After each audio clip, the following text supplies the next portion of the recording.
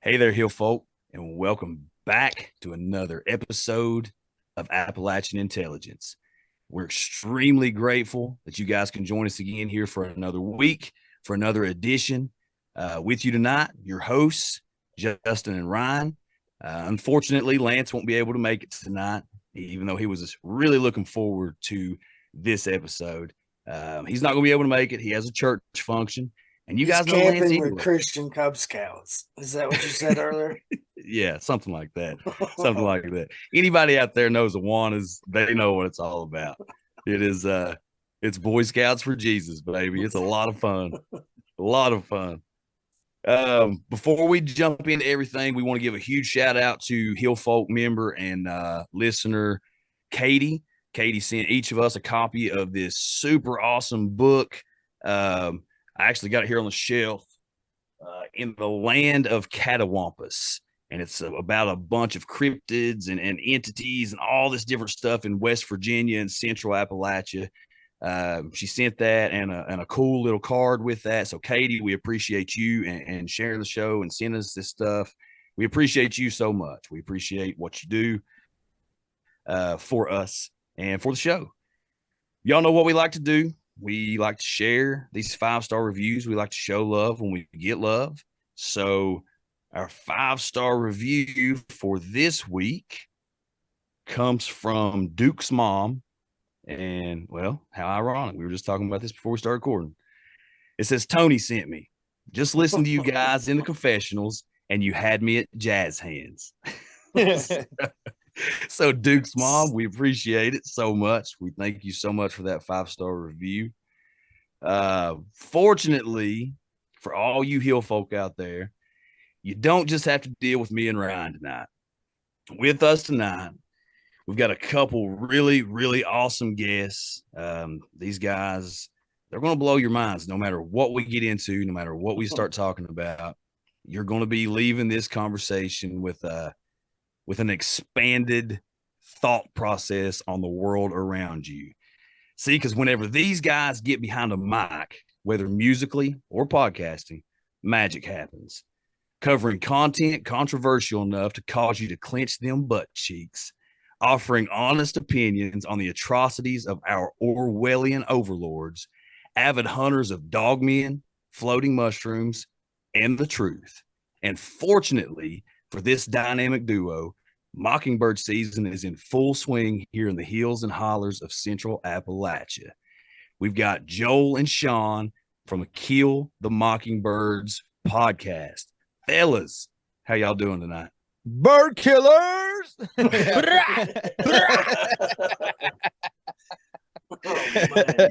Yeah. What's good, fellas? What's up? What's up? Hey, man, we're happy to have you guys tonight. We're happy to have y'all. How y'all doing? How you feeling? Jack, man, I'm glad to be back on here. It's been a year since the last time we were on here. And I know we have flirted back and forth about getting on. I know when I was doing all the Portal Baby series with Cripples the Corn and Uncomfortable and Merkel Media and all the stuff that goes on with that, you guys had reached out and we had kind of back and forth, and you were like, I'm thinking about testing our equipment up against it. And so I was like, I hear you. I was, baby, your equipment makes it. So I've had a couple people's equipment kind of make it. It depends. I don't have the line on what the fallen angels do, man. I don't know how they operate. I just know that they screw with us. And they tend to they screw just with know me that's a why lot. I threaten them all the time because, man, I don't have the money to get new equipment. I'm like, hey, man, we're going to scrap, man. Like, if these fallen angels don't mess with my equipment. Well, if they take my mic out, I'm out $25. Well, see, that's why I was so intent on trying these fallen angels out, because we're operating with the bare minimum anyway. So they gotta go really hard to give it your best fucking shot. It's hard to take out rubber bands and paper clips. That's the way to do it, though. But yeah, those are one of our arch enemies. We've made a lot of enemies along our way, journey of podcasting.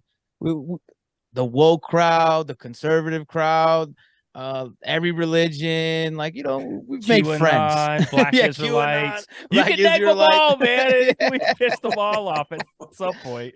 And if we haven't, just wait your turn. Yeah. Coming soon.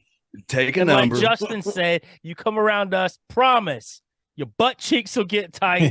That's what Get we tight. always say. And I always say this too. If your butt cheeks aren't getting tight twice a week, that means you're not challenging yourself and you're not trying to break your matrix. Because listen, we all got matrices, right? We all got them. And consistently, we need to try to break those. We need to keep looking into stuff. Because, dude, every week, I was like, man, you know, I was kind of thinking about that the wrong way. And let me expand my mind a little more.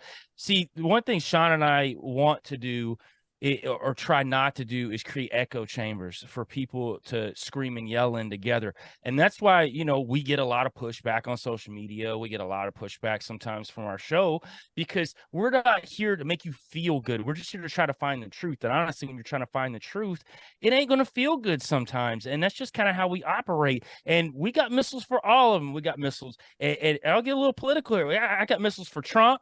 I got missiles for Biden. I got all of them in between. So, like, for me, I'm coming, like, I don't care who you vote for, but I'm here to tell you that they're all piles of shit at the end of the day. Yes. And if you think any of those people are going to save you, and Sean and I are big on this, and if you listen to the show, you know one of our biggest mottos is we're here to tear these idols down, man. I don't care if they're celebrities. I don't care if they're sports athletes, if they're any of that stuff. If you're idolizing somebody to the point that you get mad because somebody says something about them online or on a podcast and you don't know them, what is wrong with you? Like, who cares? Yeah. Like, never met him, never spoke a word with him, doesn't know your name, and you're worried about him. But then you're over here treating your mom like crap, or your dad like crap, or your wife, or fill in the blank. But you're worried about Elon Musk and Trump and Biden. Man, get out of here, man. Go take care of your what's around you. But people worry about everybody else, and they love idolize, man. That's what we love to shatter these idols. I would say that's probably like our more undertone. We talk from news to paranormal and any kind of conspiracy, but there's always an undertone, right, of each show. We always try to be authentic, but it's just like, it seems like we always get into like a philosophical, like little breakdown after each show because we're like, hey, really though, just don't be a dick, man. Be a good person. Like, it's pretty easy, man. It like, costs you nothing. I don't have. It's free. Yeah, it's free, man. And try your best, and then you'd be like, hey, I had a bad day. It was kind of a jerk, man. Let me kind of wind that back up and fix myself. People aren't looking within themselves. They're looking at everybody else like, hey, man, you need to change. You're triggering me. Hey, man, you're doing this. Who cares, man? Go make yourself better so it doesn't bother you. Like, you know what I mean? Yeah. Like, that's what you got to focus on. Right. Yeah. And just because somebody says one thing that you don't like one line, doesn't mean they don't have like 90% of other great stuff to say. You know, I had a lady reach out because she's a Christian, and she reached out because we did a show about flat earth. It was called The Rings of Flat Earth, and it's an amazing show. And, you know, Sean and I aren't flat earthers per se. I'm always open-minded to like being proven wrong, right? But the guy that came on there, man, he came with a whole new angle about flat earth and like it being like rings of a tree and like the planets actually being like moons and suns to all of these rings, and it just goes out in infinity. It was a crazy like concept of like Polaris and how everything moved from a polaric view to like a solar view over time. It was really good, right? Chick reached out and she's like, I tried to listen, but as soon as he said that Jesus was a cosmic embodiment of an entity, I turned it off. And I'm like, first off, like, we're not picking people to come on the show. Like, you know what? You think exactly like I do when it comes to how I feel about the Bible. So yeah, you're going to come on here now. No, that's not how that works, man. How are you going to be able to understand a full view, a full scope of what's going on? Do you know, like, and you guys know me, I'm big into Nephilim. I'm big into old earth. I'm big into ancient knowledges. Do you know that most of that stuff you won't find in the Bible? You have to look at extracurricular text to tie in with the Bible to be able to see a full view of it, because the Bible only flirts with some of that stuff. The Bible's there to help us grow as human beings. That's not really what it's for, like outside of like the book of Enoch, which gets a little bit deeper into it, in the book of Giants. But man, people get so butt cheeks tight over the stupidest stuff. And it's like, you should have listened to what that guy was saying, because it was super interesting.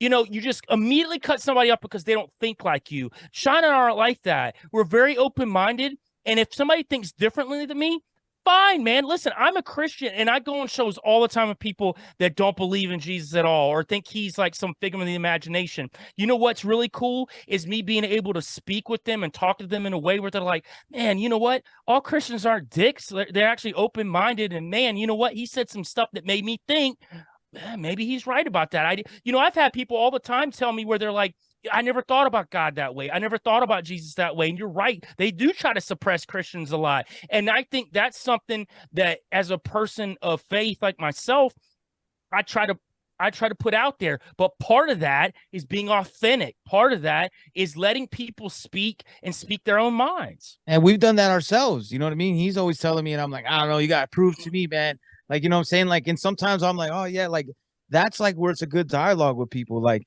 I tell him, like, from my personal experiences growing up, I was like, then people would be like, oh, you're the wrong religion because this is the right. And once people tell you anybody's wrong with anything, you're going to be like, all right, I'm not listening to this guy anymore. He just pretty much shit on my whole family and said like all of them are horrible that they practice, instead of saying like, hey, let's like work together. And this is what I think. Here's my ideas and what I've learned. And that's what pushes people away. You're not going to have a real constructive conversation. And plus, none of us actually know fully. We can only read these guidance and what someone wrote in history. We're all trying to figure it out. When people are like, oh, I got to figure it out, we always get mad. But I do like when people kind of say, like, that one's a little bit too much, but we did get one, like, I think it was like a 2-star review. It was pretty hilarious. The guy like pretty much trashed the whole show. He was like, 80% of the show is trash. It's all this rap nonsense. I don't get the culture. He's all, but 20% is just brilliant. So it keeps me from unsubscribing. I was like, That's a great guy, review. Yo, we did a good episode about I think it might have been the Rigs of Flat Earth or man before man. And at the end, Sean was like, I think this might be that 20% for that guy out there. Yeah. Or we were teasing the flat earthers for a while because we're always like kind of like talking crap to them, and then we're like, all right, guys, we got a guy for you coming up in a couple of weeks. You know what I mean? Yeah. Try to give it all angles because that's fair, right? Like the only thing, I just don't want to talk to the same guys like Flat Earth Dave, like nothing against him, but like people like that where I'm hearing the same message over, and I'm like, dude, that's the same thing we hear about BLM or woke culture. When I hear recycled like over and over, like this is what happened, it's like sounds like someone's reading off a script. You don't want to talk about it. They're like, what's the point? Hey, Ryan, you said woke culture. He said they thems, they thems. Oh God. Butt cheeks are getting tight. I hear them. That's not Ryan's pronouns anyway. Ryan, tell them what your pronouns are. Oh, fucking off. That's what that listener got mad about. They said tired ass pronoun jokes. That's the first one I've ever told. Mine's she/it shit. Yeah. But no, man, I think you guys, I agree 100% with everything you're saying. I mean, and that's what, that's what you guys do with the platform that you've created and are including people into, that's what we've done with this platform here with this show is you bring on people that, coming into it, you may not necessarily agree with what they're going to say, but it's something that's not only going to broaden your horizons and expand your way of thinking and your mindset, but it's also going to do it for everybody out there thinking. And just like you said, Sean, we're all trying to figure this thing out, man, no matter what you're talking about, no matter if it's religion, spirituality, geopolitics, the paranormal, whatever you're looking at it in a way of, if you're really paying attention, if you're not like one of these NPCs just going out there and just your face is stuck in your phone all day long and you're only coming up for air to eat, take a crap and sleep. Well, when you're taking a crap, you're looking at your phone too. That's what I do. So they ain't even doing that. So, I mean, it's just best work on the shitter. Absolutely. Absolutely. Editing videos like crazy. Yeah. But no, I mean, it is. It's important to have conversations with people that aren't like you, because that's like with us. I'm Christian, Lance is Christian, Ryan is I'm shooting he's- for purgatory at best. that was a layup right there, buddy. I knew that was coming. Shoot for purgatory at best. That's one of the best ones I've heard, man. That's a good one. That's a really good one. I like it. But That should no, be on a we- shirt. You need to put out shirts. I'm shooting for Dude, purgatory. we at have best. so many shirt ideas. So We've many. got Protestant camp with Ryan's list of activities that's going on at Protestant God, camp. yeah. We have You know that's a derogatory term now, Justin. Oh yeah. Oh, I know. Yeah. Prot. Yeah, we I realized that because I was doing some reels that the Catholics didn't like. A shocker that they wouldn't like something I would do. But yeah, We're we giving started away seeing all our prot, damn and secrets. Sean was like, "What does that mean?" I was like, "It means Protestant." Like Yeah. they're saying because like I'm saying something bad about Catholics. I'm a Protestant, and I was like, "Shit, man! I got ammo for the prots too, man. Like I got ammo for all of them." Because here's what I think about religion. Though you brought religion, I think religion as a whole is.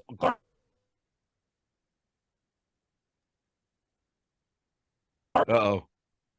You know, I honestly, I'm not a big fan of the word Christian either, man. I really prefer like follower of Christ. Like I like to follow the teachings of Yahuwah. Yeah. You know what I mean? Yeshua. Well, I mean, like to follow that. Yeah, the word Christian doesn't even show up in the Bible until Paul starts talking about it when he's talking about people of these churches One verse that in the Bible. Yeah, that's it. Everything else was a follower of Christ or a student of the teacher, or I'm with you. All these labels and titles, and I tell these guys all the time. Organized religion. I don't like organized religion. I just don't. To me, my relationship with Jesus Christ is what it's all about. Now, do I believe that there are certain times that I need to come together with a body of believers so we can encourage each other and build each other up and talk about What's life? wrong with that? Yeah, absolutely. You have to. I mean, that just fills up your gas tank to get ready to take on everything that's coming your way from the enemy. But hey, you know what's really crazy is sorry, I didn't mean to cut you off, Justin. No, you're good. You're good, bro. You're good. We had a lady on our show. Her name's Vicky Joy, and Sean will know about this. And she actually talked about, when the word church is used in the Bible, it's not really used correctly. Ecclesia is the actual Hebrew term for it, and it just means a gathering. So you could go to a rock concert as an ecclesia, right? So that's what it means. Like the term like meeting in the church was just created by, honestly, man, the Roman Catholic Church and a way to siphon money off of quote unquote believers. That's all that it was created for. Do you know that when the Hebrews used that word ecclesia, do you know what the church was? It was the man and his wife and his kids. That was literally the church. It was in the home. It was in the home. Yeah. It was a bunch. I mean, when you look back at the book of Acts, at when Jesus ascends back to the Father and gives these disciples, okay, this is what I need you to do. Go love everybody and make me known all across the world. That was it. So what he told them to go do, what did they do? Well, they went back to their homes and their communities, and they moved around preaching the gospel, and they all shared everything. And it was just one big, awesome Jesus Bonnaroo where everybody was coming together and learning and worshiping and celebrating and just sharing life. So that's the thing. You talk about the church, even away from the definition, Jesus's idea of the church was the body. That's what he said himself. Yeah, completely different. But it goes to what Sean says all the time to me, where he's like, it's all about connecting with other people. It's all about community, an actual community. Because Sean hates it when I use like black community or white community. He's like, there's no community of those people. Well, just because there ain't, you know what I mean? There's no zip code. Or you're right. He's right. 426. But I agree with you. Like, I'm not because me personally, I'm not a practicing of any like I understand, like I grew up Catholic, but like I forgot. I think I was Episcopalian at first, and then we went Catholic because like my dad whole family was Catholic, so we became Catholic. And I went to Catholic school. I did all the whole Catholic thing. No weird stuff with priests. Thank God. You know what I mean? Like I'm good on that level. Like, listen, this is a safe place. And I was butt triggering cheeks with are the still whole tight, literally. Christian Boy They're Scouts. I still was tight. like, they're still tight. It's good. Don't worry. No loose. No, but like I think that sometimes it can become difficult, especially like when some people are so rooted in anything. Like I have no problem if people practice Christianity or any other religion. Like if that's what helped to me and my personal belief is like, man, if that makes you a better person, you should do that. Like whatever it may be, whether it's reading the Bible, being with your family, or Quran, whatever. You can have anything you want. My problem is, and same thing, conspiratorial world, truth world, is like, don't push anything on me. Like my beliefs are still developing and molding. Like I'm now to have a conversation with people, and I love to talk to people that are Christian background or any religious background, but they're like open and want to talk and be like, where I can ask questions and be like, oh, what is that? Hey, this is what I thought of this. But does this mean this to you too? As this other preacher said, you know what I'm saying? Where you can kind of mash thoughts together and you can actually figure it out. Because my belief is just like we're on our own journey, not on some like hippie dip, just like straight up. Like it's just us in this world. We're always talking about like, no, like, hey, the sun sets at this time and you got to do like just do what's best for you and get your way to God. You know what I'm saying? Like get your way to the creator, whatever you want to call it, like get there and complete your mission. That's how I look at it. It's like, and if we got to, cut off a couple heads or rumble with some Nephilim on the way up, you know what I'm saying? You got to do what you got to do. Yeah. Yeah, for sure. Well, you're rumbling with Nephilim and I thought we were just figuring out if they were real. I didn't know we were fighting them. I don't know if they are or not, real, but Ryan. if they are, They're real. If they are, I'm just letting them know that, hey, we're not backing down, man. Ain't backing down. Ain't happening. Sean, quick question. Are you in Ohio as well? No, I'm in Michigan. Oh, okay. I was going to say, I didn't think you'd be wearing all those colors. Yeah, no, yeah. No. Right. I know. I was trying to stay away from the Ohio jokes. I was like, there was a couple, but I was like, all right, they're going through some. I gotta ease up. Well, I think that's a perfect segue into a little bit of what we were talking about before we jumped on here and started recording. This train derailment, this forced, protected burn that's going on up here in East East Palestine? Is that the name of the town? East Palestine, Ohio. It's on the border of Pennsylvania. Yeah. So obviously, that's been in the news a little bit the last few days. Not nearly as much, and for the reasons that I think that it probably should be. But while we were here, and Joel, that's his home state in Ohio. What are your guys' thoughts on that, on everything that's going on with that? Because obviously I'm looking at it and I have my own set of beliefs on what's going on there, along with other things that are coinciding, along with simultaneously. But what are your guys' thoughts on this whole train derailment, explosion, chemical gases filling the air thing in East Palestine? Well, I know some people that live up that way, not necessarily in the vicinity, but up that way. So, I've been keeping tabs on what's going on. I think a couple of things are really strange. Well, one, it's not the only event that's happened in the past week either. So there's several events that are going on. You got the one in the Carolinas. You got the crazy truck incident yesterday in Arizona, spilling out nitric acid everywhere. There's videos of it all over the place. You've just got several, Texas train derailed. You got Texas train derailed near Austin. You got a lot of stuff going on. But this one's odd too, because Governor DeWine did come out and talk about it. But they are shutting up pretty much anybody in the mainstream media that wants to talk about it. They had that one guy that got tackled out there, man. They were stopping him from even talking about it. I don't know if you guys know this too, but BlackRock's involved in this entire incident. Yes. So that is very telling. If those guys are involved with this, then there's an agenda being pushed. Now, there are a lot of wildlife that are being killed in that area just because of the toxic fumes. Matter of fact, Tony Merkel texted me last night, and he's got a buddy that lives up in that area, and outside of his house, he's got tons of bird feeders. None of them have come around in the past 2 days. He has not seen one bird. So birds are dying. I know they were even talking about they saw a fox like coughing up, like dying on the ground, like just animals galore dying in that area. And people are dying too. But what's this controlled fire for? I mean, they're literally burning it on purpose, the chemicals, which you think and which we know makes it worse. So what's the actual agenda? I mean, are they trying to do kind of like lockdown 2.0? Is that what they're moving towards to where they're like, hey, this stuff's outside, man, y'all got to stay inside, if you're outside you'll die? Is that another thing they're moving into? Or maybe that was just one thought. Is that land profitable? Is there something there? Because the stockholders for the Norfolk Southern are, like we said, BlackRock, Vanguard, and JP Morgan.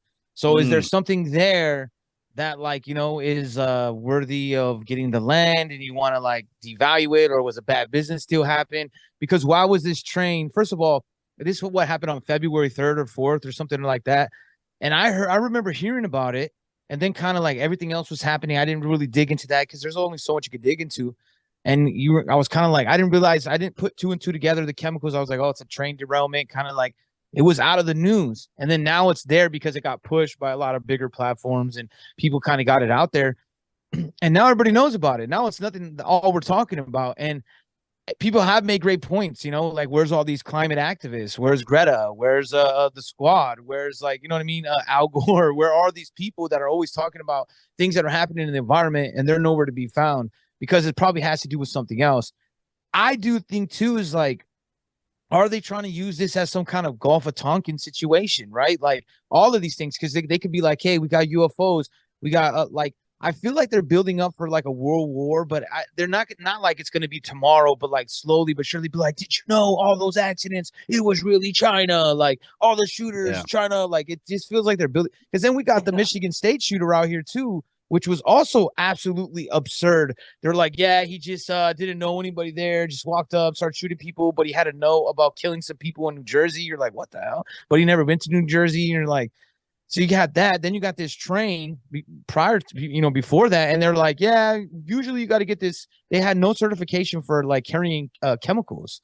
We had to take a whole class. I work at a warehouse. We had to take a class for shipping lighters, just a regular lighter. We had to take a whole stupid class and, get certified and pay money and all this. So I find it hard to believe that they just were oh man, I forgot to check that one. They didn't check it in. It's just very absurd. I think it's more on some false flag, keep things in the pocket so we can kind of make it chaotic. So no one's really on the same page about anything, where everybody's so stuck to these different stories. You have what's happening in Ohio, but then those people can't really focus because what's happening in Texas and in Arizona, this new shooting, they're just it seems like they're psyop on psyop on psyop on psyop on psyop, Inception, man. That's all I keep thinking of. Yeah. I mean, I think you're... No, go ahead, Joe. Go ahead. Also, East Palestine, if you do just a little digging, there's a lot of paranormal activity around East Palestine. Lots. Actually, it delves into Pennsylvania, all in that zone area. There's tons of haunted places around there, man. You've got in Newcastle, Pennsylvania, you got that haunted manor there, Hillview Manor. You got a bunch of different JC Thompson building, which is supposed to be haunted too. That's in East Liverpool, Ohio. All that stuff's right around that area. So my question is, and you know how I like to roll, guys, there's probably some Nephilim portals in East Palestine. That's what's going on, man. That's why they want to get it locked down, Joe, man. What if the government's actually is not bad guys? They're just don't tell us, because you know how the whole thing you see in the movies. And what if they were trying to take out a Nephilim, or Nephilim escaped, and that they tried, and the reason they shot the chemical weapon, maybe the train never had any chemical on it, and that's why you can find all those placards. Maybe they were trying to shoot the Nephilim and with the weapon, but we don't know if it's dead, alive, what, right? Or they probably turned it to, who knows? That's good.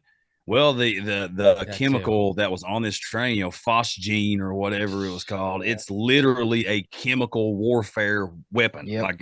That's what it is. So explain to me, apart from trying to take out a Nephilim that's standing in the middle of, or just come up out of this portal in the middle of this railroad track, and this big Norfolk Southern 150 plus car train is barreling at it. And they're like, oh crap, we got to take this thing out.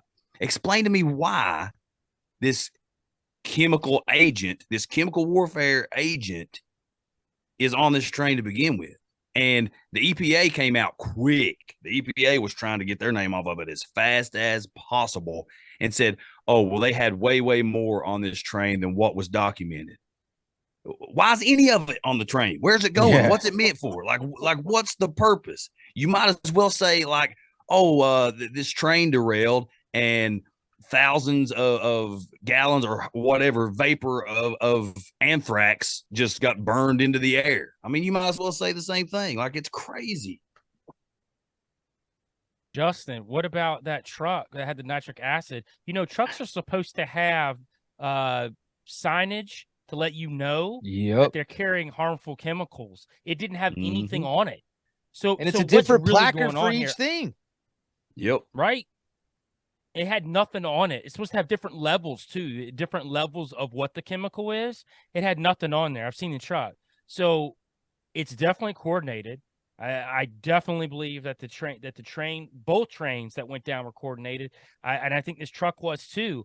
And I do agree with Sean. I think that the distraction element's full in effect right now because all the balloon stuff, the cylindrical objects that they quote unquote say that they're shooting down, that we have no proof that they're shooting anything down.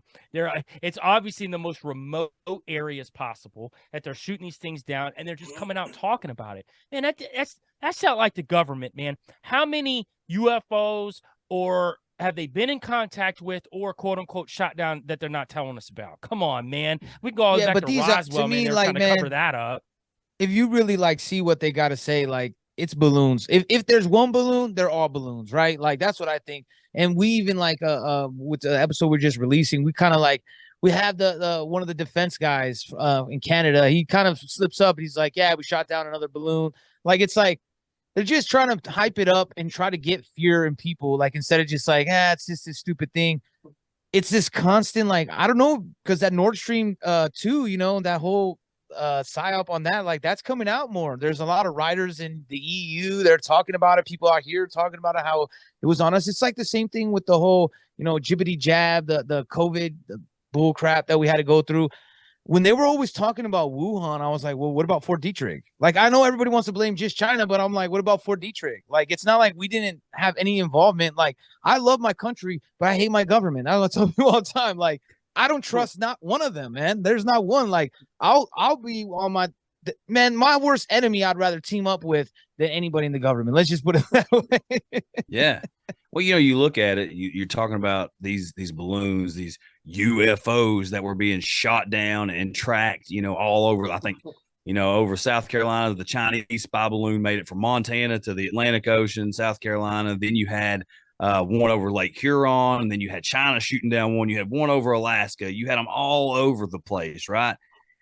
And while all this is going on, you're hearing some of these Senate hearings and some of these things going on, and literally, and I don't remember if it was a hot mic or if somebody just actually come out and said it, because you guys, I mean, y'all know, people, they don't even care at this point. They just say whatever because nobody cares. Nobody cares enough to say anything against it. But the dude literally comes out and says, oh, tell Senator such and such to bring this back up when we're talking about the budget planning in the budget meeting.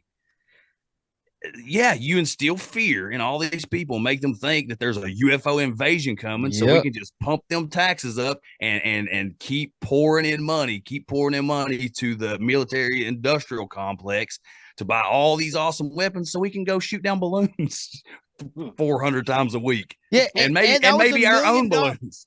That was $1 million. People don't realize to shoot down that one balloon, that was $1 million. They got one of the top jet.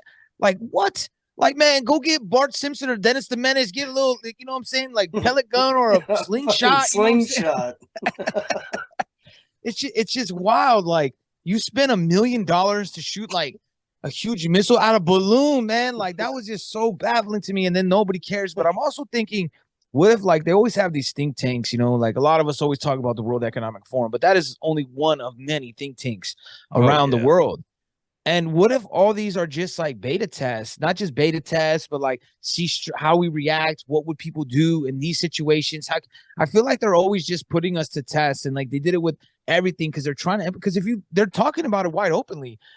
Klaus Schwab recently, and Elon Musk, and all these people had another one of these global meetings, and they're talking about is globalization the way to go. They're talking in everybody's face like about one world government right now. And Elon Musk is being praised as the hero right now because he was like, I don't think it's a good idea. And everyone's like, yeah, Elon, I love you. He's going to win. Same. And I'm like, man, I don't believe that crap. Like, I feel like he's just one of those guys that plays that part. And it's like, yeah, we're not doing that. And then we're really doing that. But then he's trying to like trick us. And like, no, he's it's the different, damn man. leader. Yeah, he's trying to get me to paint. What's it called? The Tom Sawyer, and trying to get me to paint the fence. That's how I feel it. Like, Yeah, you whitewash that fence, boy. He's all so much fun, man. You sure you don't want? Yeah, I don't know, dude. There's so much going on simultaneously. Yeah. I haven't seen the movie, but what's that movie title? Everything, Everywhere, All at Once. Like that's been the last 2 weeks. I mean, it's been nuts, man. It's like somebody's getting ready now.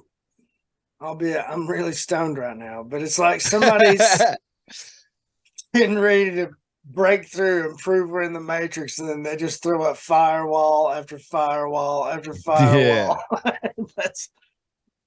that's all they're kind of doing. like. Yeah, well, and that's the thing with these global elites, and I was talking to Sean about this the other day. Here's one thing you got to understand: they don't have it all down pat either. They have a certain fear factor to make us feel like they have it all together, but they really don't. What they do have is an inordinate amount of power and an inordinate amount of money, and they have backup plans to the backup plans to the backup plans to the backup plans. So if something's not working, they have these think tanks like Sean was talking about, and they're concocting another angle. Because listen, with everything that happened since 2020, not all of it worked, right? A lot of people woke up, a lot of people pushed back, a lot of things didn't go according to plan, because if it had, man, we'd all be under subjugation right now. So it didn't go the way they wanted to, even globally. I mean, look at like what's happening over in China right now, man. Like Sean and I were just talking about, it's like the CCP is going broke. Like we're sending over financial advisors over there to talk to them right now. Listen, everybody. Yeah, Janet Yellen is going over there. She's having a big meeting over there. Right. So at the end of the day, the one world government part is a fact. You know why they need to do that? Because they need to consolidate it into one currency. Because if we can do that, if they can do that, then we're controllable. Then you don't have to worry about debt anymore. There's no debt. It's all one currency. It's just whatever they want it to be at that point. There's nobody owing anybody anything anymore. It's just they're under one government. And listen, they're all in cahoots together. What I'm really sick and tired of is all these big bad boogeymen that every country creates. That this country, it's Putin, it's Ukraine, it's China. China's always the classic one. I'm like, man, we've been tight with China forever. So is Putin. Putin's been working with China forever too. Like this whole Ukraine thing. No, but though even the same people that they know though, like Henry Kissinger is like great friends with Putin. Like that's like who he looks up to. Like, and then people are always like, oh, Putin's against the one world government. I'm like, well, then why are they the leaders in biometric technology, man? Like they were also doing the same thing with the jab. They're like, well, he didn't really do it like that. I'm like, yeah, because the people got upset. Like if people get upset, if we got too upset and we were all unison, they can't do it either. That's the point. Like people don't realize that they're getting too caught up in this little wind of who's on which side. I always tell people like, you shouldn't be afraid of none of this. It's good to be aware, but like really just live your life. If you can't do nothing else, go live your life and be a better you. Because guess what? They're not going to be able to do anything about it. Guess what? When I talked to my dad, he said, Joey, sometimes squirrel run up a tree and then sometimes he'll get nuts. That's nutty, right? You get it? That's how. Oh man, yeah, and this whole Ukraine thing is hilarious to me. Like I've been laughing about it since it started. I mean, they're all in cahoots together. Like Russia's part of it. They know what they're doing. Like it's a bunch of Khazarians that are fighting each other. And if people don't understand what the Khazarians are, they're what people get. I don't want to get you guys banned, but when you start going against the J words, when people start saying you go ahead and that, say it. Jesuits, Jews, Jesuits. because I don't. Whoa. Yeah, I just Hey, got you where's that banned. censor button? So man? at the end of the day, this is what I think, and this won't get you banned. What I'm about to say, it's not the Jews. Like that's not what it's ever been. Like that was what the Khazarians created. Like the Rothschilds, they're Khazarians. They come from Khazarian bloodlines. When the Khazarians were in power, they had to pick a religion, like a country religion. They picked Judaism because it was the least harmful to them. Because if they picked Christianity, they have to go up against the Muslims. If they went and picked the Muslims, they have to go against Christianity. So they'd be at war immediately. Whereas they went Judaism, they weren't. So what they did was they created this infrastructure of hiding behind the word Jew. So you've got like so you got the Rothschilds and some of these other names that are kind of at the forefront. Listen, they're just the fall guys. They were created. They are elite. Don't get me wrong, but they're hiding the guys like the Orsinis and like the actual next 13 level bloodlines. These guys are just the front men to take the hits. You know, Rothschild's easy to take a hit on. You They're see him, upper like, management. I can't stand that guy. Yeah, they're upper management. You know what I mean? Again, they're elites and they're tied in with these bloodlines, but they were created to take the hits. They're there. It's like the Rockefellers. They were created to take the hits. They were the American version of the Rothschilds. They're there to take the hits. So that's what these guys are here for. But again, it's not the Jews, it's the Khazarians. And matter of fact, the Khazarians not only control Ukraine, they control Russia too. So they're literally fighting each other to get money. They're just stacking money. War stacks money. Or even better, the idea of war stacks money. So it's not even just like war itself. It's the idea of war stacks money on all fronts. Yeah, for sure. I agree 100%. And, you know, it's just like it's when you're talking, it's the same thing as when you're talking about individual people, you know, because you talk about Jeffrey Epstein and claiming, you know, that he practiced Judaism, and you see all these other just terrible people, and they have this entire population of people looking at them like, oh, well, they can't be this way because they practice this religion, and this religion speaks that no, they put on these masks, they get some kind of title, and if an individual can do it, well, for sure a country can do it, or a society can do it, or, you know, whoever and whatever. And it's just like you said, a lot of times they'll flip it and get it to a you know, call themselves a certain thing to be totally protected. Like, well, we can't talk about this because of that J word. You can't talk about that. You can't say it eliminates it. Right. Absolutely. But when you go back to all of it, it's the Khazarians, just like you said it, putting on a mask. They're putting on a mask of oh, this is what we claim to be, so don't look any deeper. Just stop right there. Stop right there before somebody gets mad at you. I mean, it's just completely agree. I don't know. It's Joe, you'll never convince me ever that you sleep more than 30 minutes a day with the ability to pull this information out of thin air. Hey, listen, I'm not even like the geopolitical guy of the crew here. That's Sean, man. He'll go a million rabbit holes a day. Like, I just happen to like, I have a lot of interest in it, and it tends to tie into the occult and almost like a lot every of that single time. stuff. So to me, that's my interest in geopolitics, is how it ties into the occult, what goes on with like religion and all that. And in doing that, I end up learning a lot about geopolitics just because that's my interest. Like, Sean is very geopolitical, and he happens to fall down my rabbit holes a lot because they end up tying it together. So that's why we get along so well, because we both have, because it does point you in the end up It points you in the right direction, because like with the geopolitics, it's not just about like, why is this happening in Africa? Who's plotting all this? And most of the time it's the same people. Like, and I'm not under belief of like there's this like one group that's like, we got it all, we're just press the button. That's not what happens. It's a bunch of fractions of gangster mobsters or whatever you want to call them, you know, of these elitist people that are all trying to like push and shove and elbow their way to the top. And that's why we see conflict, I believe. Sometimes it's just pissing contests. Like, no, you're not going to do this, because they don't really care, because it has no weight on them, because we're just like a piece on their board. You know, hey, you wiped out a couple of my guys, don't worry about it. They're not actually being affected. They're not in the war.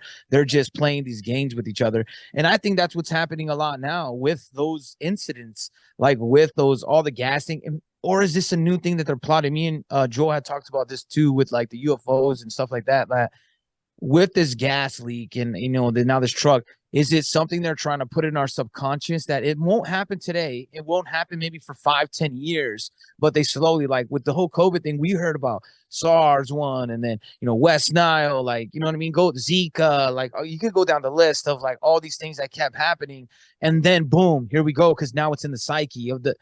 Now they're putting this into the psyche, just like they've been doing with the school shooters and all these shooters. Like they throw them out there, and to me, one thing that I like people always think everything's fake. It is fake, man. It's all fake. Or I don't believe that. I think that anytime any of false flag or operations conducted is actually taken through and with people that are probably like, whether they're MK Ultra or whatever, to actually do the act, because then it's real, right? Like it's not going to be, you're going to tell if it's fake.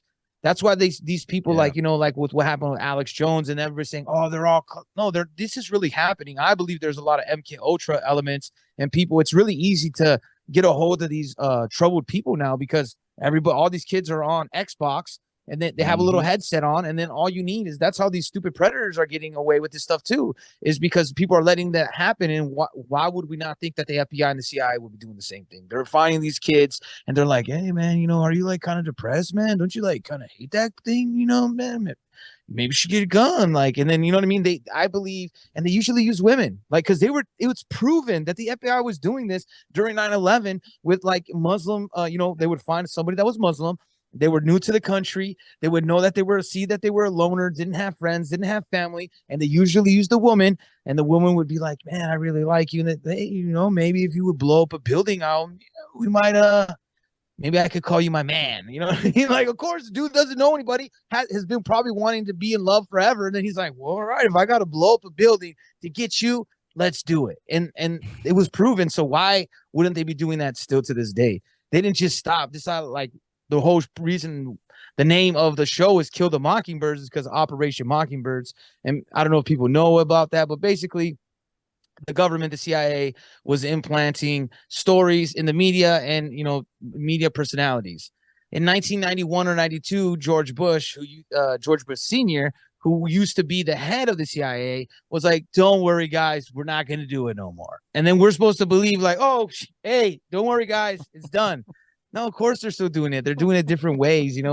It's just hilarious. But to me, that's why I think we just got to laugh at this and then but also we got to laugh, enjoy our life, but we also have to like kind of figure it out, man. Cause it's kind of starting to get a little wild for me. You know what I mean? Like that first balloon was cool. Like, that's hilarious. I'm not really worried about the balloons, but I'm worried about what they're trying to do next. What are they thinking? What are they plotting? Cause something is coming up, right? Like, these aren't just like happening on accident. There's no way that how many times did we hear about a train being derailed?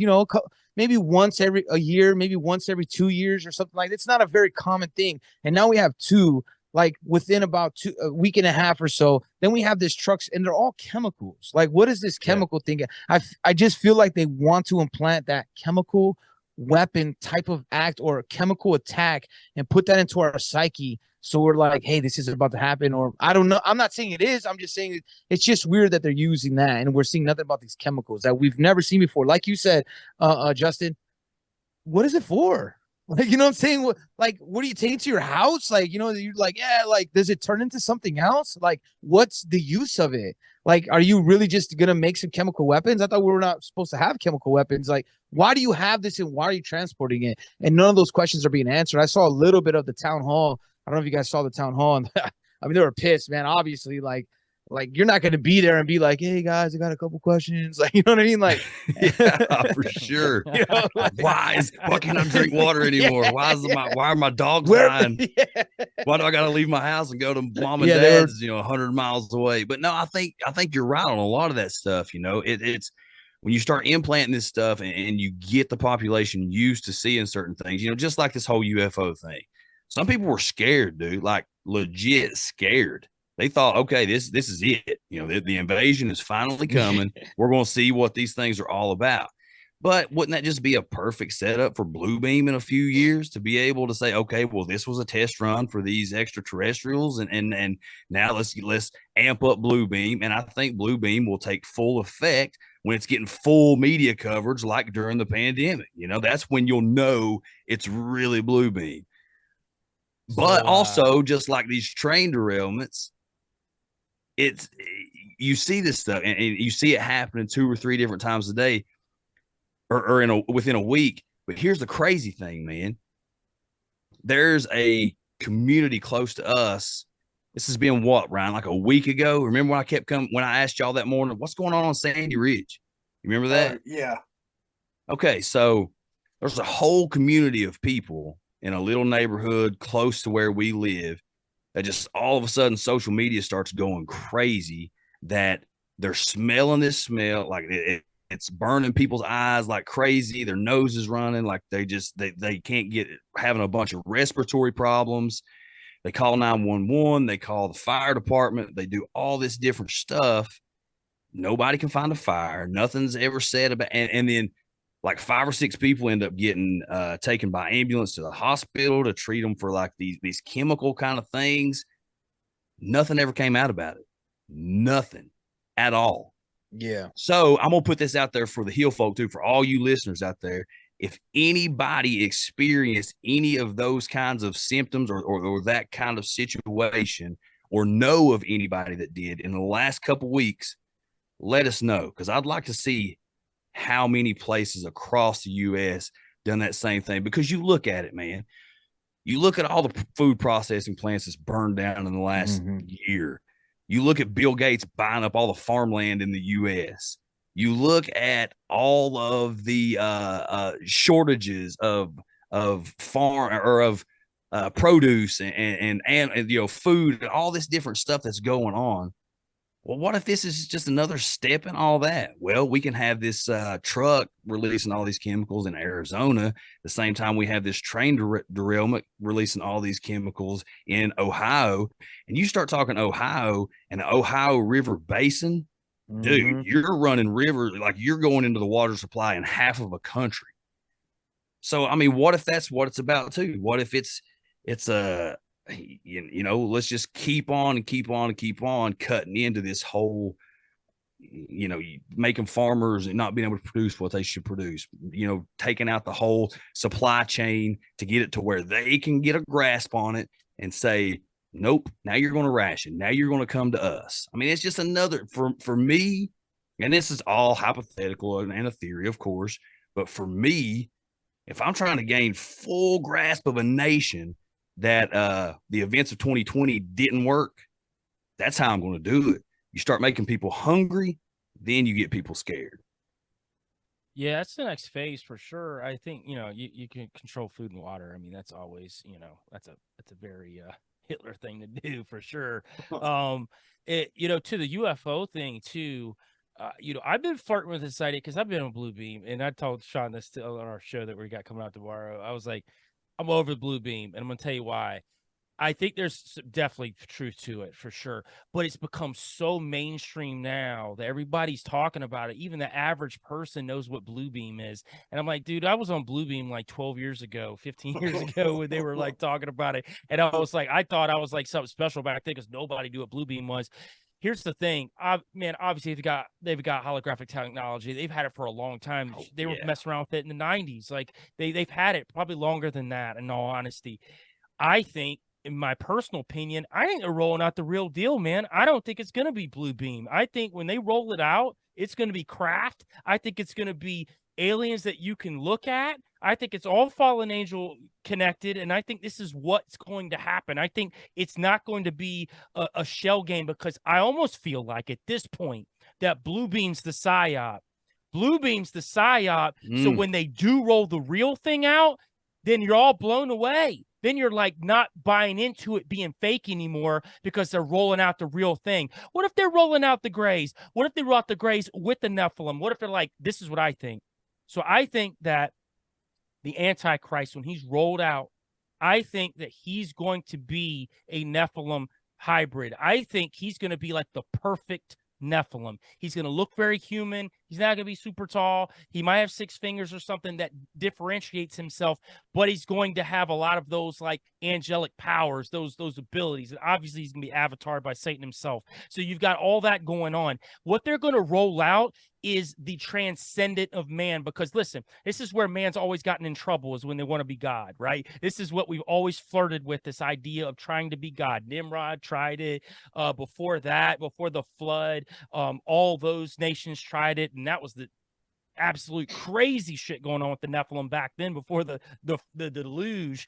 And you've had all these periods through time where man has tried to be God. And look what they're doing now, man, with CERN and with the God particle, and what they're really looking for there. And I don't think the God particle's it. I think they're looking for a particle. And I think 2020 is getting everybody used to the idea of injecting themselves with whatever the government tells them. What if you're looking at like the quote unquote perfect man? And what if they're like, listen, this will get you on the evolutionary scale where you need to go? And you're looking at angelic beings that look like aliens, right? They're playing this alien game, this shell game with you, and then you've got this opportunity to get powers, and now you can transcend to the next level. Man, listen, I'm not saying it's happening tomorrow, 5 years from now, but I think it's going to be a build towards it. And I think that blue beam's the easy answer. I think the real answer is when they come with the actual shit. I think that's what's going to happen. I think that's what's going to go down, man. Like, I'm tired of these little holograms, and they've been showing us holograms forever, man. I think they're coming with the real deal, man, 6 fingers and all. I think none of that. Like, I think that's great. I think like I like the idea, and I think there's possibility of anything. But on my thing, I like Justin's theory, and I'd like to brand it. Hopefully, no one takes offense to it. It should be called the farmland abortion, right? Like, that's what they're doing. They're aborting the farmland. They're going to the food before it's actually even being able to be produced. Why? Before the seed, they're ruining the soil. And with all that in play, could that be the ultimate plan with houses that are trying to take over, or elitists that we know elitists are taking over? But I'm talking about to the Nephilim, to Greys, all that all that's possible. But to me, I just like to boil it down to the surface level. And to the surface level, to me, we see who's in it with Vanguard, BlackRock, and JP Morgan, right? This is a big piece of land, farmland. It looked like a lot of farmers and people. They're trying to do something to taint that land. And what do we have that is, everybody keeps talking about the bugs, and me and Joel have talked about this. You know, we kind of got to the same conclusion at the same time. We were talking about, he was like, I eat bugs sometimes. I have this place at what was that place that you go to?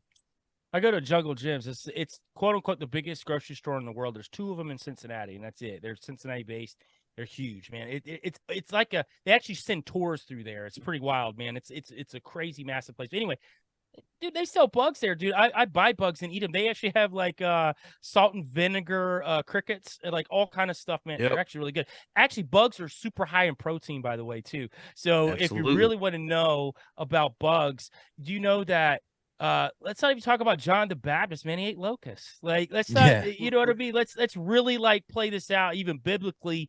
But to where Sean's going with this, with the bug thing, we think it's like a sleight of hand. They want to scare you up with the bugs. They want to okey doke scare you up with the bugs while they're giving you the fake meat. And you're like, oh, I'm okay with this over here because it's not bugs. When really, what are they fucking feeding you? I mean, they're not going to give us, they can't even put on the labels. And they won't give us the fake meat. Like, they're putting it out there if you want to try and all this. But what I think is going to slowly happen, what they've done already, like if we think about like the whole McDonald's pink sludge incident that people were all, talking about for what, like 10 years ago now, or maybe a little bit longer, they're going to put a little by little, oh, this is half natural and half, like this, like organic and like this. They're just changing labels, and most people don't read it. They're not going to read it. They're going to be like, oh, it's going to say something at the bottom, like real, or you know what I mean? Like, if people are like, this be, and that's what I think they're trying to do, because it just makes the most sense at this moment.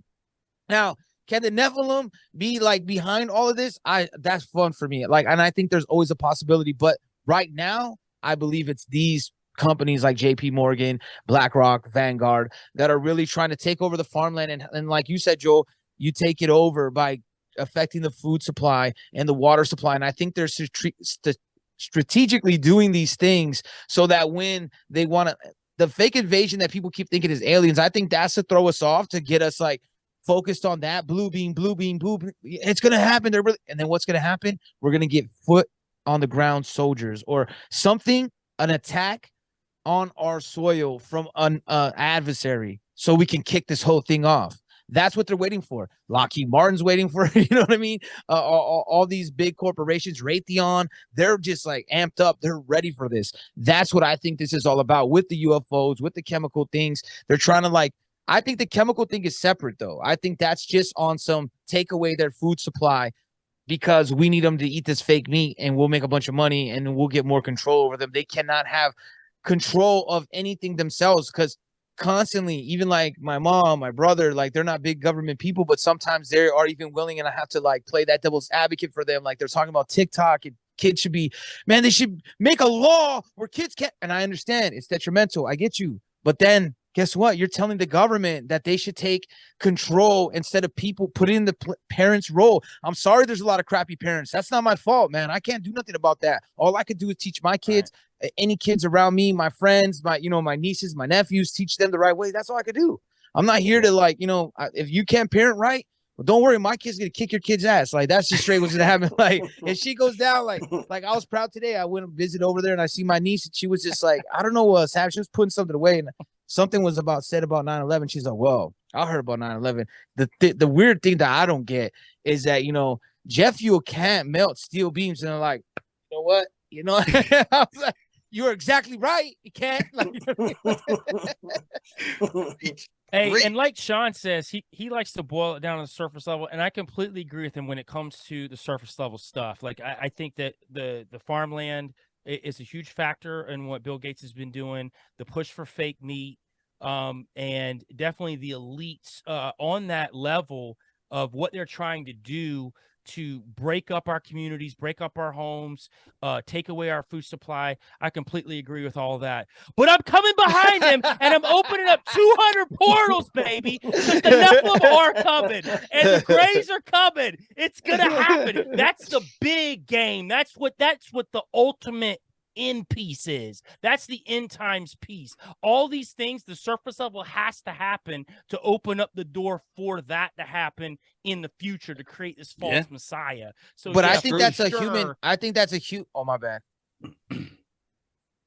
No, you're good. You're good, bro. Oh, good. Oh, I think that's just a human like thing, though. Like throughout time, this is one thing that's always like kind of been on my mind. Why are we always looking for our self-destruction? Like, why are we always like looking for the end of the world? We're like, well, world's got to end. If you look through every culture, every religion, there's always this like the world's gonna end. And then I'm like, man, I think that like pushes us to not really find who we are and what we're really supposed to be.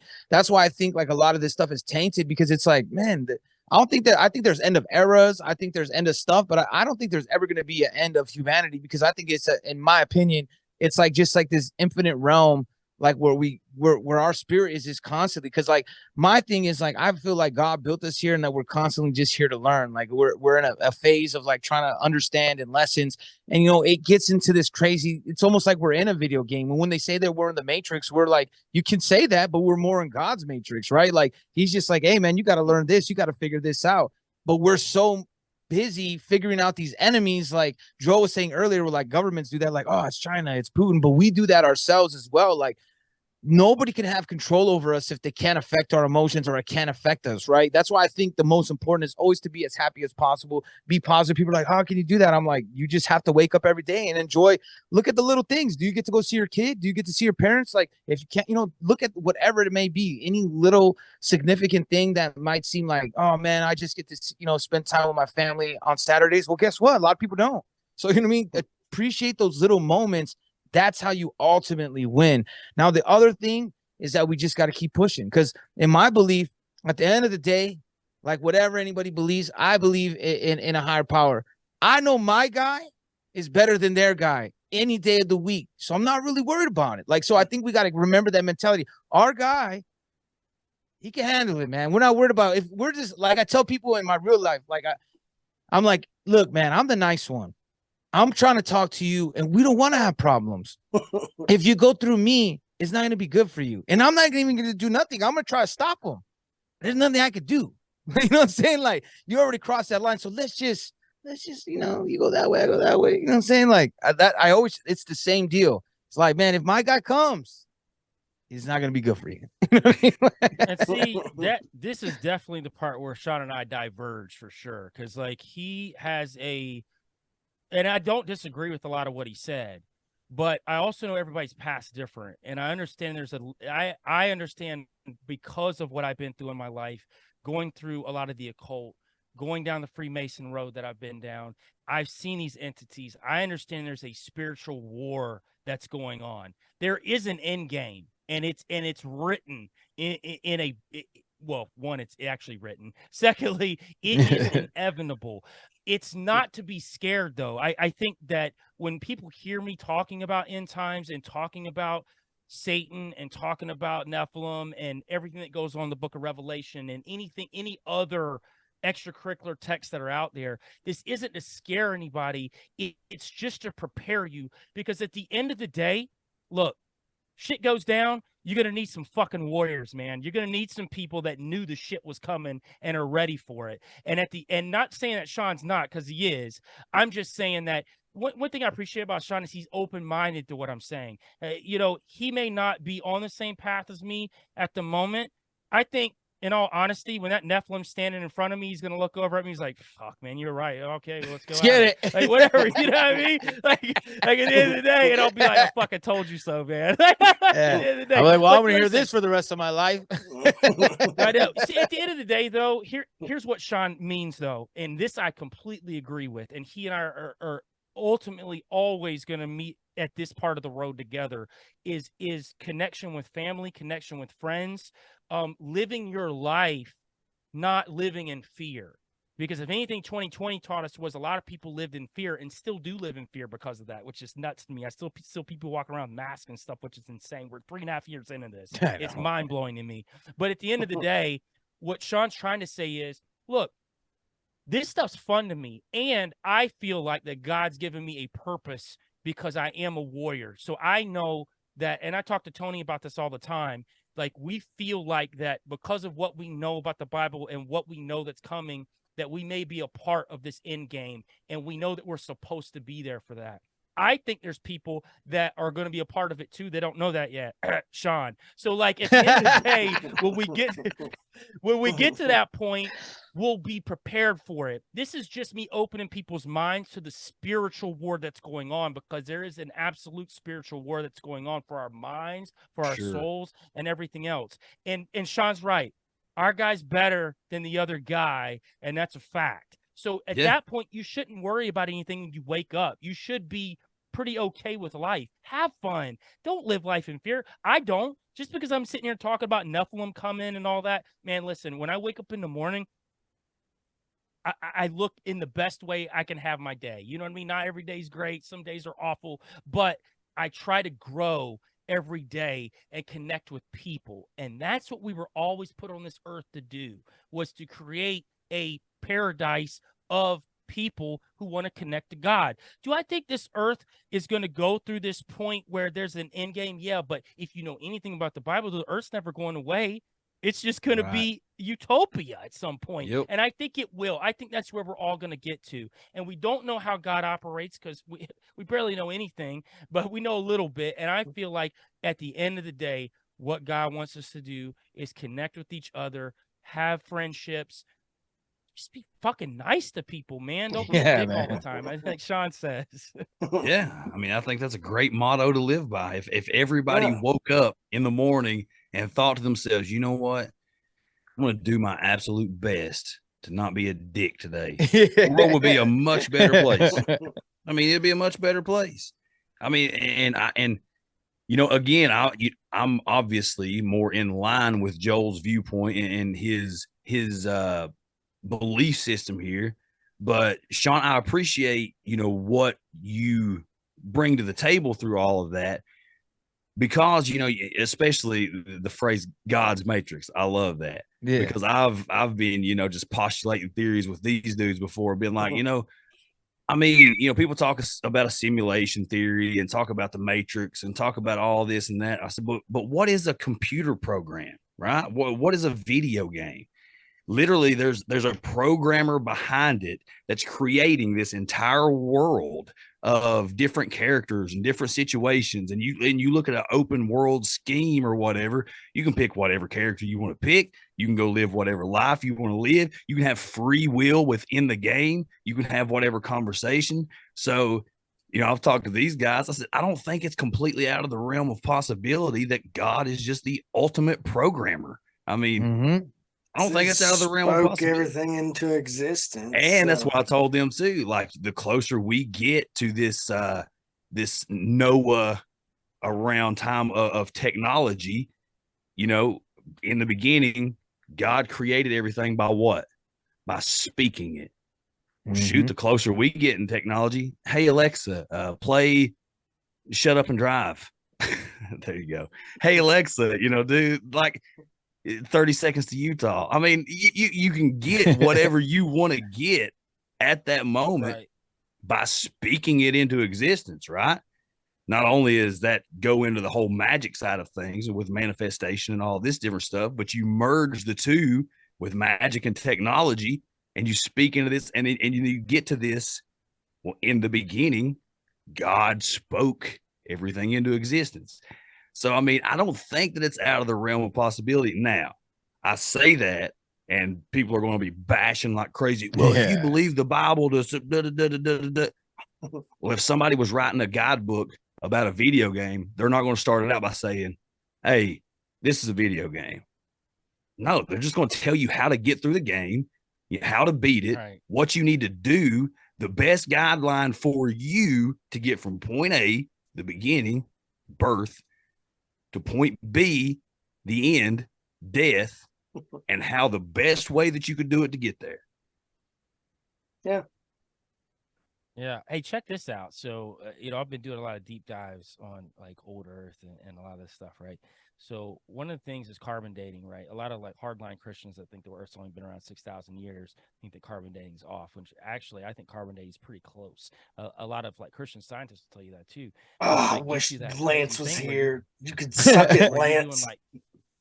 Where you could see like carbon dating will go back. They say the Earth's like over 13 billion years old, right? So when you start going back, here's the good one.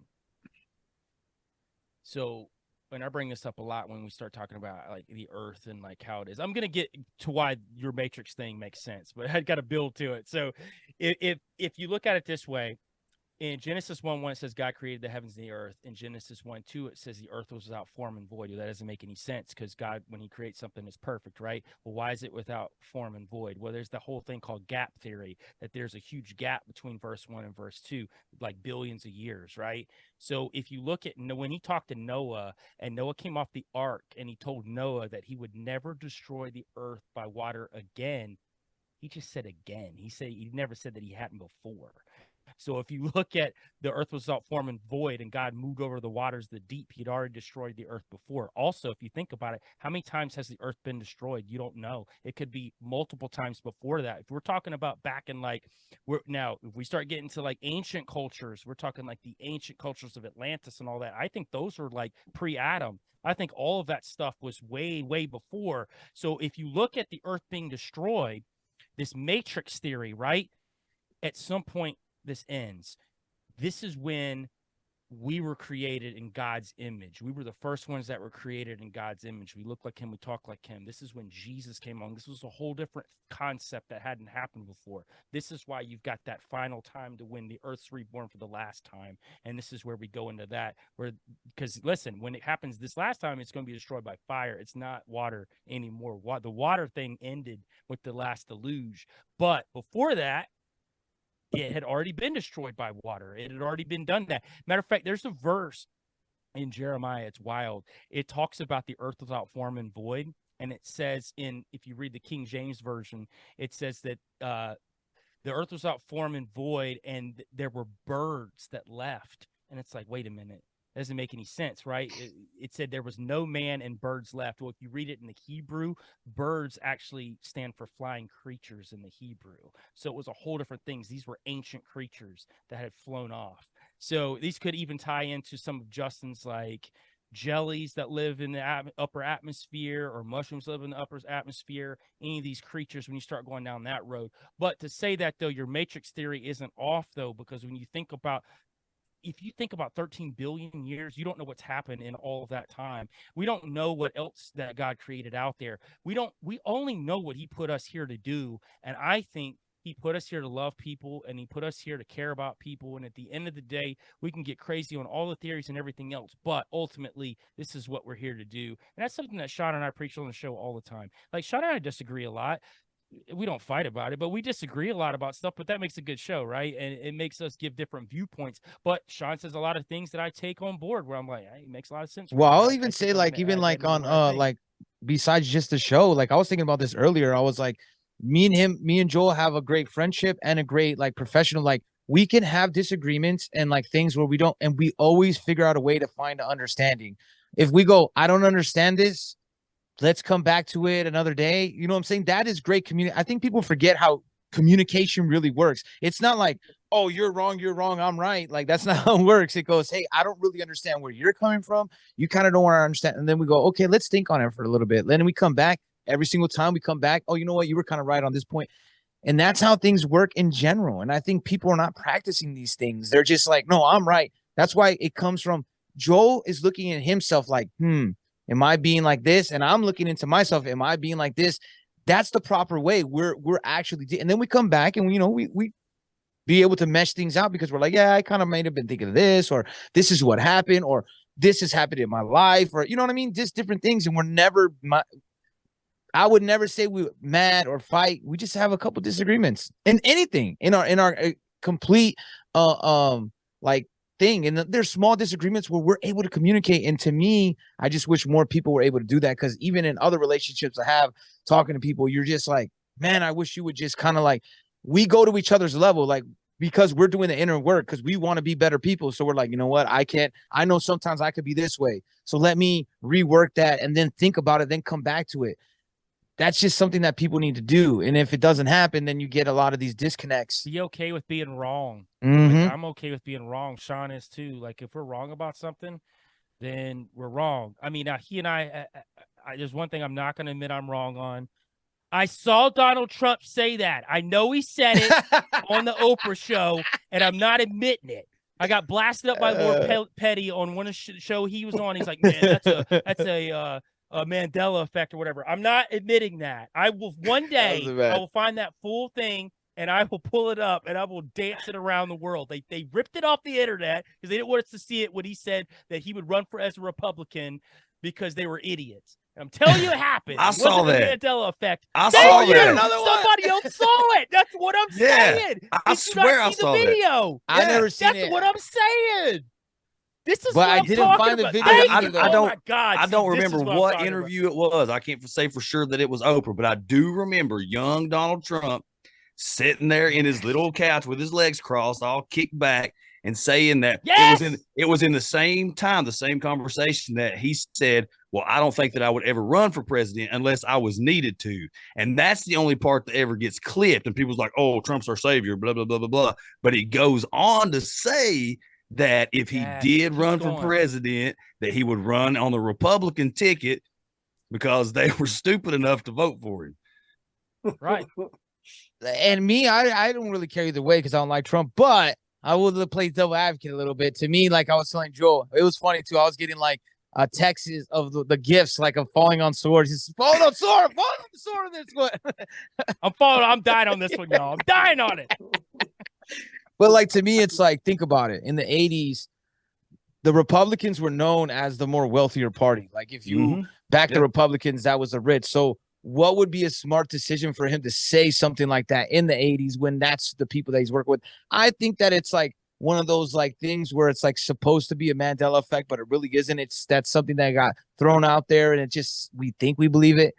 But I'll give like you guys 50%.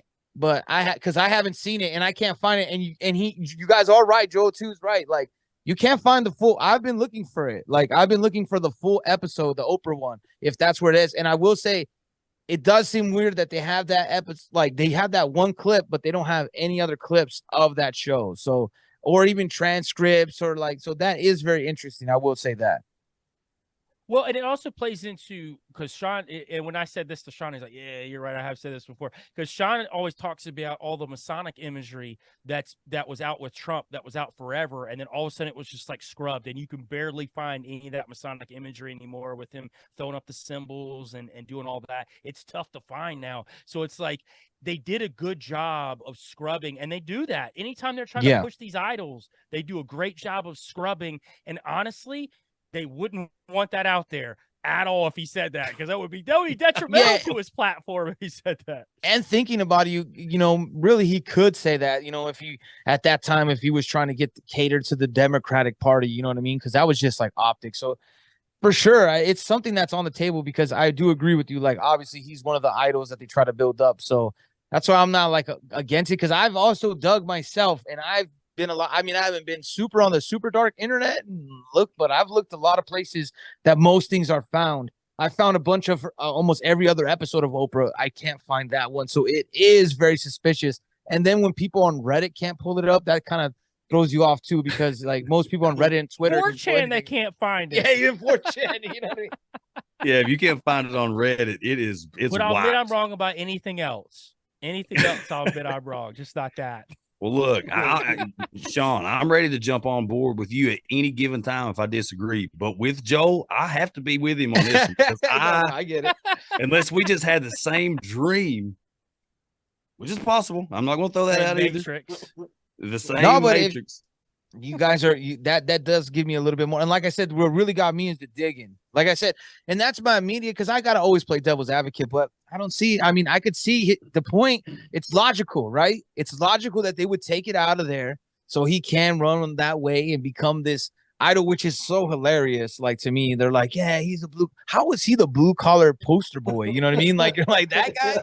Like, man, like, at least let me get Larry the Cable Guy at least, or something like that. Like, give me something like where I could be like, all right, yeah, no, you're giving me this guy. Hey, I'm huge. Got the huge. You know what I'm saying? Everything's huge. Like, you're like, that guy could care less. He would throw all of us out of his tower immediately. Yeah. Yeah. He almost did me one time. Well, not specifically him, but his armed security that was standing in front of Trump Tower after hours. And I tried to bust up through in there and check it out. And they were like, no, you ain't coming up in here right now. I was like, I thought this was America. This was during Trump's presidency. Yeah, I thought we could just roll in here. I'll see how this goes. Yeah. This is only America when he says it is, not when I say it is. Yeah, no.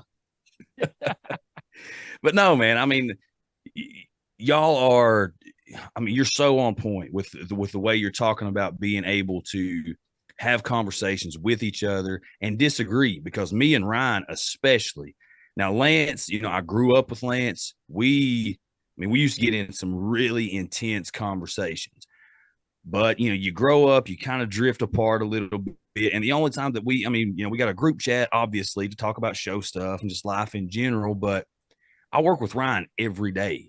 Like, we literally work in an environment where I'm standing across from him, looking at him. I mean, yeah, there's machinery going and all this different stuff, but we can talk really loud. So we're in an environment where we're literally looking at each other every day, and we're taking in all these podcasts and all this content and all this stuff. So obviously, just thoughts and all this stuff's firing all the time, theories, different stuff. Me and Ryan don't see the world in the same way in a lot of areas, but more often than not, we can have a conversation, and sometimes we won't even tell each other at the time that, hey, no, I disagree. Sometimes we'll just take it in, walk off, look into it ourselves, and then come back to the table with whatever was said and be like, nah, man, I don't think that's the case because of this. Or, hey, you know what? You were right. There's been times, especially early on, that, Ryan would say something like right off the rip, and I disagreed with. And then after months and months and months and different conversations and looking into things and stuff kind of falling in different areas, I had to come back to him and be like, you know what, man? I think you're right. I think you're right on this. So just like you guys were saying, that's a lot of the problem with society and with our ability to communicate with each other is people are so afraid to say hey, I was wrong. I was wrong. I'll take that. Let's move forward.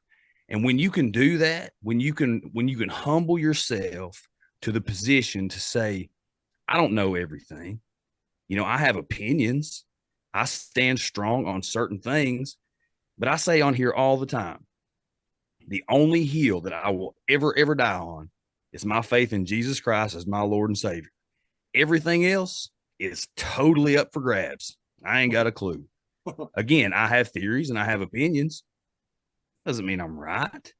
That means I'm just some dude living in Central Appalachia, working every day, raising a family, trying my best to make it and figure out this craziness going on around me.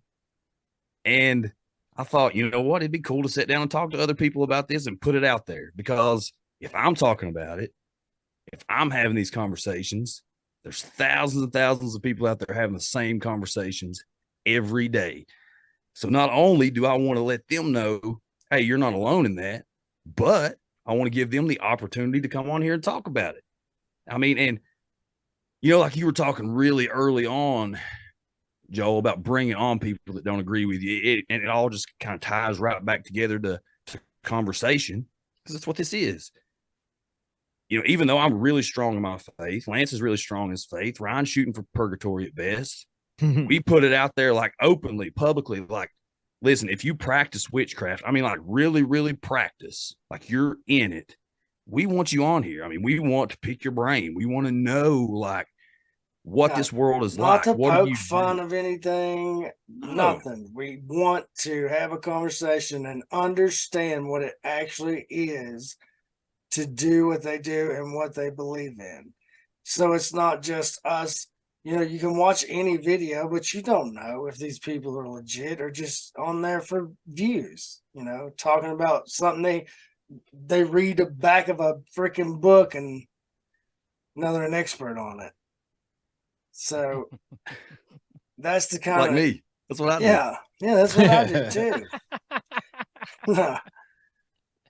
I'm addicted to audiobooks, so that if I can listen to whatever all day, but Yeah, that's how I do it, man. It's a lot easier. But I think that's the point, is because I've even said this to people like different conservatives when they're talking about topics like abortion or the BLM stuff, the woke stuff, because I'm in the middle on most things. Like I've gotten a lot of people mad because at first I was like, yeah, man, these masks are dumb, and this jab, and people are like, yeah, he's against lockdowns. And then I said my opinion on police, and then I lost a lot of people, and they were like, hey, man, I thought you were this. I'm like, well, that's not my fault for you assuming, you know what I mean? You didn't ever ask me. And I did this podcast with this one dude, and I guess he had, before I did it, we had talked about police. And the thing is, we were just kind of going back and forth into DM, and I'm not the greatest texter. Like, I text, but I'm not really trying to I'm just throwing it out there. So he had a lot of friends that were in the police force. So they were telling him, like, man, you shouldn't do this guy's podcast. This is early on when I first started. You shouldn't do this guy's podcast because he's gonna set you up. But he doesn't. I don't know this though. You know, like, he told me later after the podcast, and he tells me, you know, all my friends told me not to do this podcast. And at the end of the show, he's like, man, but I'm so glad I did. He's like, you are nothing like I expected. He's like, I thought you were going to like come here and be like, the police are this, and you're going to have all these slogans and I'm like, no, man, I have a different thought. It's my own independent thought on this. Like I would give him points too, like where I'm like, yeah, that's a good point, or this, like, that's how we conversate. Like, I'm not here to attack you and be like, I got you now. You thought you were wrong. Like, you know what I mean? Like, that's not how it's the approach to it. The approach is I want to understand why you think that way. Even like if you want to be into witchcraft or the occult, it's interesting to be like, well, what got you there? And then we can't fight these things without knowing what their slogans are, why they get this thought process. I try to get a lot of leftists in the beginning too, and a lot of wouldn't, like, because some of them are like arrogant, like the bigger people, and I was still like nothing at the time, just trying to make it, and like had a couple, followers, and they're like, well, if you give me money, I'm like, I'm not giving you money to talk to you, bro. Like, that's crazy, bro. I don't have the money, and I'm gonna give it to you. So I didn't get to talk to a lot of them, but I would interact with them on Twitter before like 10 of my accounts got destroyed because I talk a lot of crap.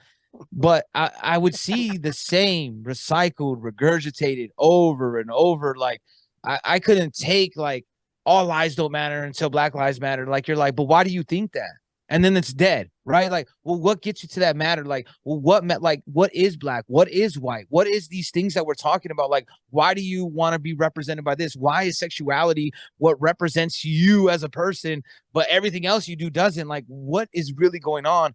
And they won't. That's why they don't want us to communicate. In my belief, is because then these people could be in these fantasy worlds.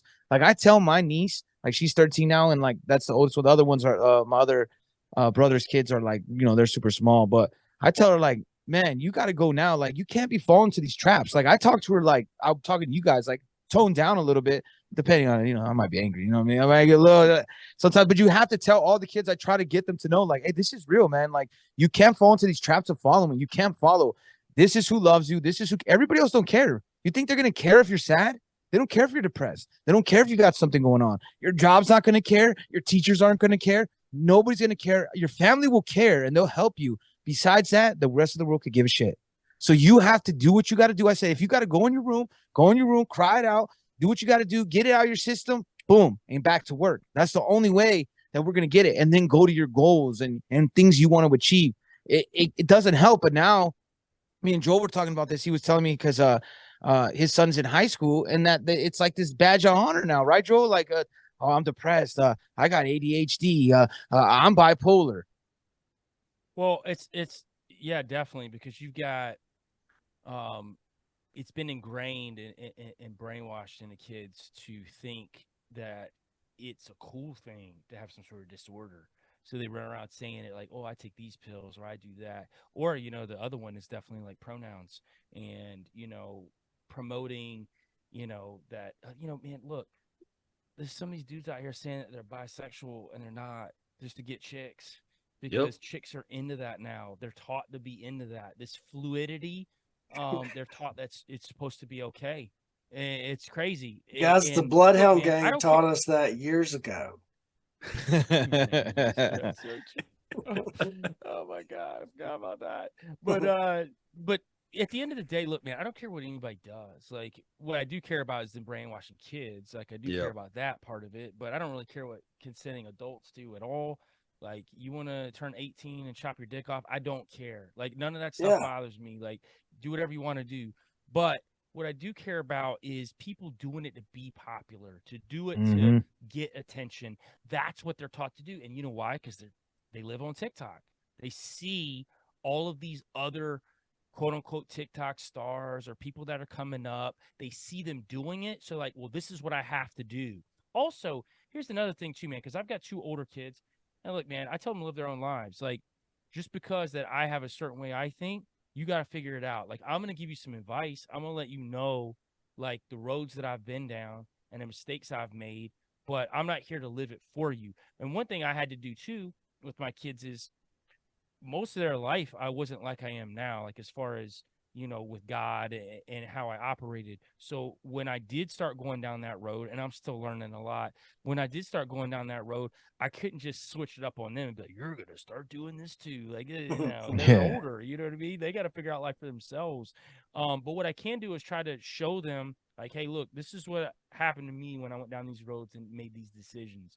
And show them that, look, are you really doing this because this is how you feel? Or are you doing this because you want to fit in? And what I do have an issue with, and I tell both of my kids all the time, if I see them doing certain things, I'm like, look, why are you doing this? Do you believe in this? And what's tough is right now when you're looking at kids in this like 14-year-old to like early 20s range, they feel ostracized if they don't accept. I would say younger now, though. It's going down to 10, 11. Like, it's going really low, and you're right. It's going to a level like that you are not, like, how, like, if you had Kmart shoes, like, hey, like, man, you got Kmart shoes, you were alienated. Now it's like, oh, you're not a climatarian. You're not a flexitarian. Like, what the hell? They have all your these dick off, loser, weirdo. Yeah, like, look at that, bigot. You still have your dick. Yeah, it's the whole. I'm it's the so whole much pronoun, faster the now. thing. The pronoun things is crazy to me, and like I know my kids talk about it, and I'm like, and they try to be accepting of other people because I've told them to be accepting of other people, but there's also a line where it's like, is it what you believe? And I tell my kids all the time, if it's what you believe, even if you believe differently than me, I'm okay with it. I'm gonna tell you what I think about it. But at the end of the day, like, I'm not gonna ostracize you. I'm not gonna treat you like you're not part of the family or whatever, right? But do what you believe. Don't do it because everybody else around you is making you feel peer pressured into doing it. Because I've never lived my life that way. I don't care if I was walking with God or not. I did what I wanted to do all the time, 24/7. And that's what I want for my kids. Now, I also have to be okay as a parent and understand that, your kids aren't going to be you either. So, they have to, forge their own path in life. I just hope that I give them enough truth that maybe that they can grasp onto it and see it as they grow older. And if they don't, I'll still love them. I'll just be like, I'm not calling you those pronouns. Yeah. Well, that's for sure. crazy. For sure. Well, and it's one of those things, you plant those seeds and you just keep on doing. And dude, being a parent is the hardest job in the world. It's the hardest job in the world, especially as your kids get older in the society that we're in. I have a almost 17-year-old and a 16-year-old. And it's one of those things like, they're both, and they even believe differently. You know what I mean? I raise them the same way with the same morals and values, but they look at the world differently. They're in different little cliques in the high school that they go to. They have different friend groups. They conform to their own little ways within these groups, and that's the same thing that I talk about all the time is if this is what you believe, that's great. That's totally fine. But don't just do or think a certain way to fit in somewhere. And, Joel, back to what you were saying there, like you hope and you pray that they're going to turn out like this certain way. Like you have this expectation for them and what they're going to be and what they're going to do. But man, my parents had the same thing for me. And I know I didn't hit any of those. Like I was a screw up that struggled my way all the way to where I am now. And I'm still struggling. Like I'm still trying to figure everything out. I was talking to actually my daughter's boyfriend yesterday. Great baseball player, dude. He's an excellent baseball talent. He's got a good bloodline. That's right. But the kid, he hates school. He hates school. He's not a dumb kid. He's a sharp kid, but he just doesn't like school, man. So it's not anything that he's interested in. So he's just not going to put in the effort, not going to put in the work for the grades. So I was talking to him yesterday, and he was talking about, all these different things. And like at 16 years old, or almost 16, I think maybe he's somewhere around that area. Like he's stressing out right now. What do I do with my life when I turn 18? And I told him, I was like, dude, I'm just going to tell you flat out.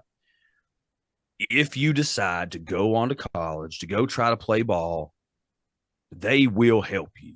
You'll have tutors. You'll have, people coming and trying to help you out with your grades here and there, making up for it. You'll be good. If you decide that when you play your last varsity high school game, you're going to go, work in the oil field or do whatever, then do it to the best of your ability, man, if that's what you want to do. But don't think that just because you turn 18 and you're leaving high school, that you have to make all the decisions for your life at that moment. I said, don't take that kind of pressure on yourself. I said, I'm 33 years old, getting ready to be 34 here in a few days. I still don't know what I want to be when I grow up. I ain't got a clue. I know I want to do this. Yeah. Got to figure out how to make that happen.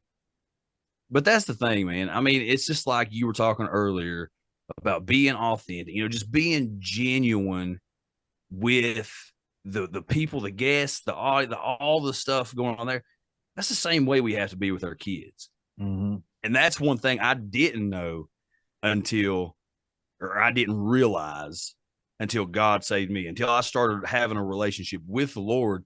It humbled me to a point. I'm still working on it every day, but it made me realize, you know what? I'm going to screw up every single day because I'm wicked. I'm full of sin. I'm human. That's what I am. My kids are going to see that. They're watching every step I take and listening to everything I say, whether I know it or not, whether I realize what's going on or not. So whenever I realized that I could go to and apologize to my kids. You know, hey, you know what? It was a rough day. I snapped when I shouldn't have. I'm sorry.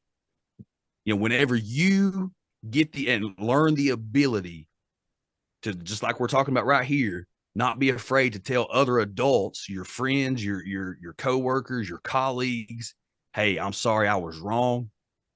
Dude, whenever you can do that with your kids, that's like unlocking a different level. That's like opening a different door, because they see you not just as this authoritarian figure that's trying to run my life and they see you as human. They see you as somebody that they can actually come and talk to about certain things, because you're not afraid to just say it like it is. I mean, and it's important, dude, because I mean, if we expect to communicate with, you know, other members of society to get a positive outcome, that's how we have to act with our kids, man, because who knows the stuff they're going to have to deal with and go through. I mean, God bless, look what we're dealing with on a day-to-day. Yeah. I mean, everything we're talking about, we're saying, well, in the next 5 to 10 to 20 years, you know, blah, blah, blah, blah. We don't know the timeline, but it's like, yeah, we think me and Joel and Sean and Ryan, you know, we think we're going to be the warriors standing on the front line fighting Nephilim. We're probably going to be the old men and the wheelchairs in the back while our kids are up there. like, Grandpa, you were right. Bullshit. I'm going to be 85 and I'm going to be out there fighting. Put money Joel's on gonna that. go and he's gonna look old in his face, and then he's gonna rip off his like shirt. He's gonna be like chiseled. He's gonna be like, I've been preparing for this my whole life. Well, you know, gingers have Nephilim blood. We come from the Nephilim bloodline. That's a theory floating around about that. I've got plenty of time, guys. I'm gonna be living for a long time. Don't But to add to what Justin said, I will say one thing that I've been telling a lot of people. I think one of the other most important things, I think that's huge, to be able to apologize, say when you're wrong, like, hey man, I'm wrong.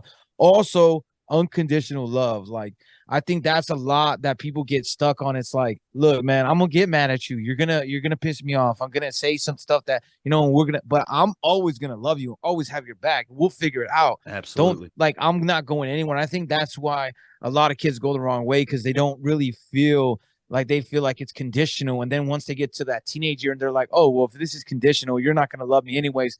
Oh well, I'm just gonna do whatever I gotta do. And with not having that, it leads them the wrong way. But if you can consistently show them, like, hey, you're going to screw up, I'm still going to love you. When you screw up and you do all those negative things, you're going to come back and you're going to have someone to come back to, and we're going to figure it out. Whenever you're ready, like, I can't force you, I can't change you, but I can give you unconditional love, and it's not going away.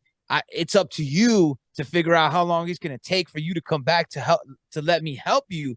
But that's on you. I can't, you know what I mean? At that part, I can't. But you come back. You could leave at 18 pissed off and think that, you know the world and you're doing all these negative things, and you could come back at 30 and I'm still going to have that love for you. And I think that's something that kids need to know, that they don't always get to feel. Not every kid, you know what I mean? Yeah, absolutely. I agree 100%. 100%. All right, Joel. So you mentioned a little something before we jumped into this thing, talking about this next trip we're going on. So, I've been dying this whole time. It's been eating at me, and it's just made its way to the surface now. It's made its way to the surface. Let's hear about this next expedition.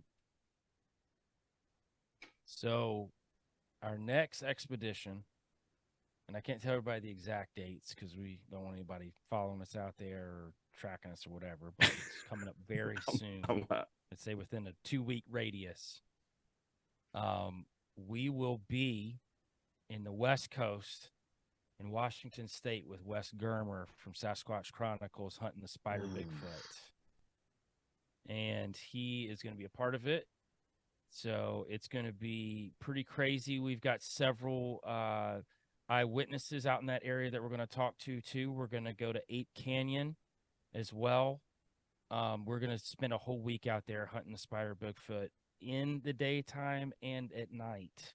So we will be doing the full on and it's going to be pretty wild. It was under wraps until Wes Germer let the cat out of the bag on his show, and then Tony was like, "Well, we kind of got to say it now." And I was like, "Hey, that's pretty good. 'Cause I'll be on Appalachian Intelligence in like a week, so I'll for sure talk about it on there." Yeah, we're pretty excited. We've been knowing we were doing this for several months, but we just everything lined up. And everybody that's a part of the team, even behind the scenes, because we've got a pretty massive team now, even people that don't travel with us that do a lot of different things now. So it's pretty big what's going on at Merkle Media.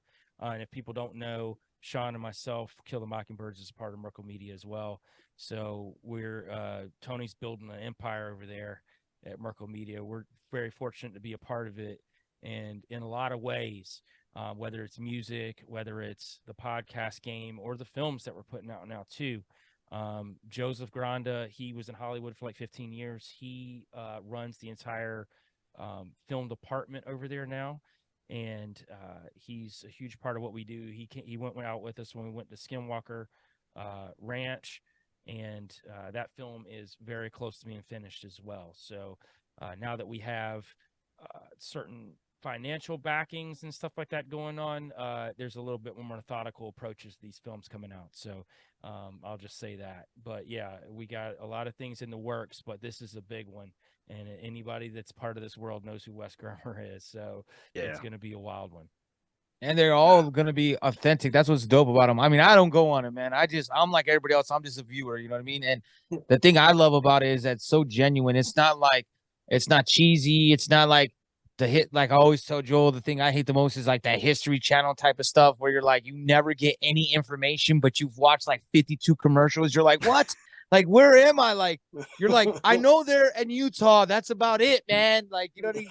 But I bought some gold. I got all this boner pills. Like, I don't know what happened. Like, you know what I mean? And it's nice to see like actual people go out there and like you get to go on the journey with them. You know what I mean? You're on that journey with them, and it's like you're there seeing it. It's not like, oh, we got to clip this. No, it's like all natural. And I think and for me, I like to be privy. I get a lot of the stories beforehand. So I mean, like, man, I'm excited for him to go so he could tell me, and then I could just pretend that I went too. You know, but I'm never in danger. You know what I mean? It's like a perfect scenario for me. just living living through Joel, man. Through Joel. That's it. And well, you know, anybody that is listening right now, the last film, Expedition Dogman, is currently available on Amazon Prime and Tubi. So you can get it there, watch it there. It's actually been doing really well since it hit those platforms. So everything going forward is going to be on major streaming access for people. So it's always nice when it's that way, because you can sit down, you know, in your bed, turn your TV on, or watch it on your big flat screen. And watch it that way. So we've got a ton of films coming. It's not just those though. So like Merkle Media is putting out a ton of different films with other directors too. I know Dark Holler has got a film series they're coming out with underneath them as well. I know Ward, who's part of our team, has got some stuff coming out on Merkle Media. I know Joseph's directing some stuff that's going to be under Merkle Media. It's not going to be just these documentaries that we do as part of this particular team that you see. There's going to be a lot coming out under there, and there's a lot of other branches of Merkle Media about to expand in the next few years too. So a lot going on.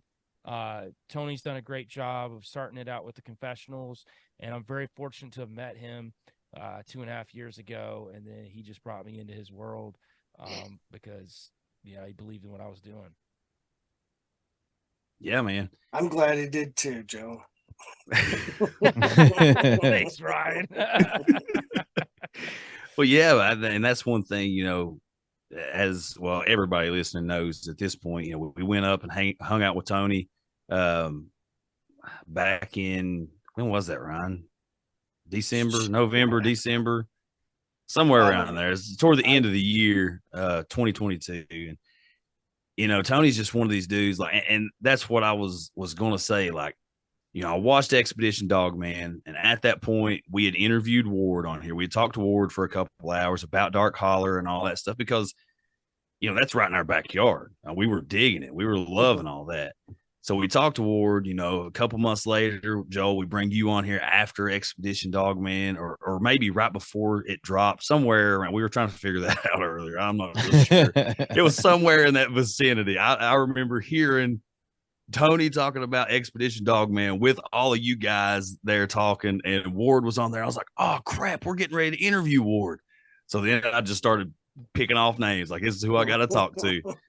So, you know, you come on then, and we talk to you and have a great conversation. And that episode actually dropped, I went to look, April the 23rd of last year. So we're going on almost a year.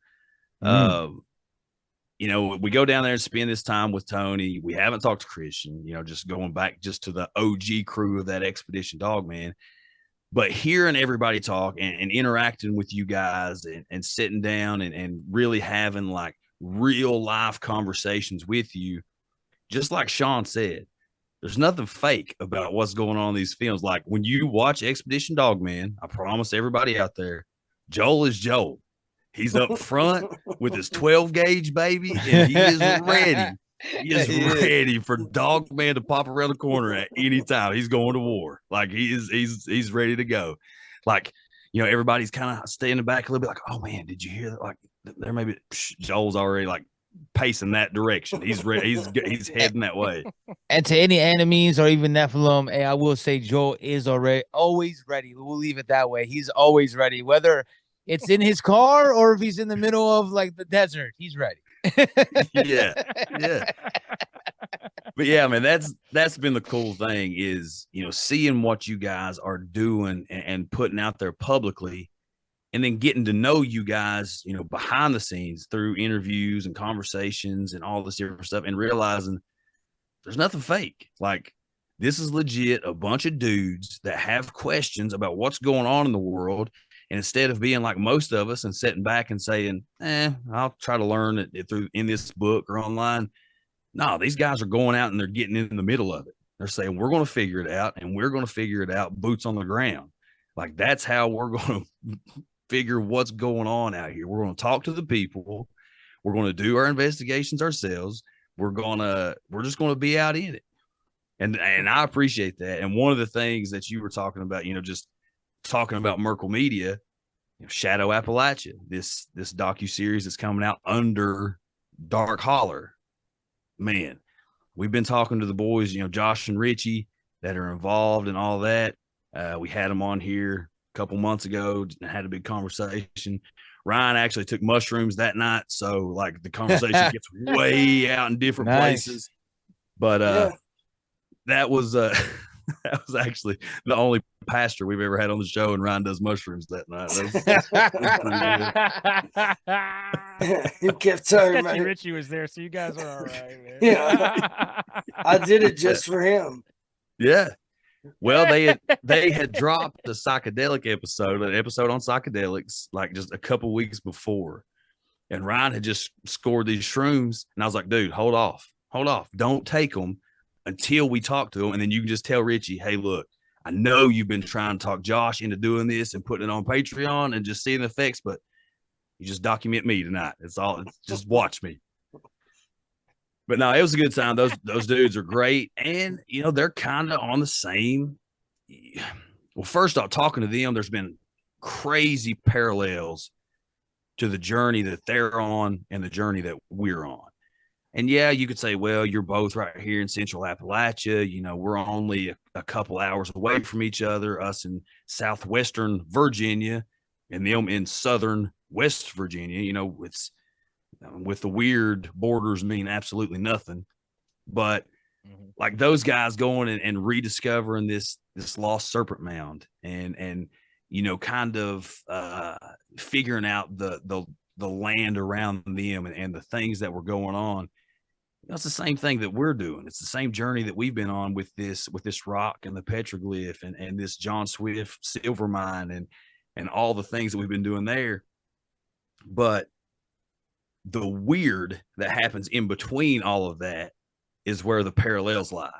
All the weird, and everybody hates this word and it's crazy overused, but I don't know what another word for it. But all the weird synchronicities, man, that just fall in line. And it's like, You're stepping through this door that you never anticipated it being there. You have no idea what you're getting into on the other side of it. You never expected to be here, yet here you are. And it's just boom, it's opened up, and you're meeting these people and talking to these people, and here's new information coming from here. And oh, well, here's something in John Swift's journals that I didn't see before. And it's just like all this, just everything starts intertwining. And one of the biggest things, and I haven't talked to him yet, we're planning this one, but one of the biggest things, and I called Ryan and Lance that night, and I was just pumped up, son. I was freaking out about it. One of their things in Logan, West Virginia, where they are with Shadow Appalachia, where a lot of this is concentrated on, at least initially, you're looking at Chief Cornstalk, right? Chief Cornstalk is one of the most famous chiefs in our, and even up into Joel's area. You know, that's where he operated, was this Ohio River Valley.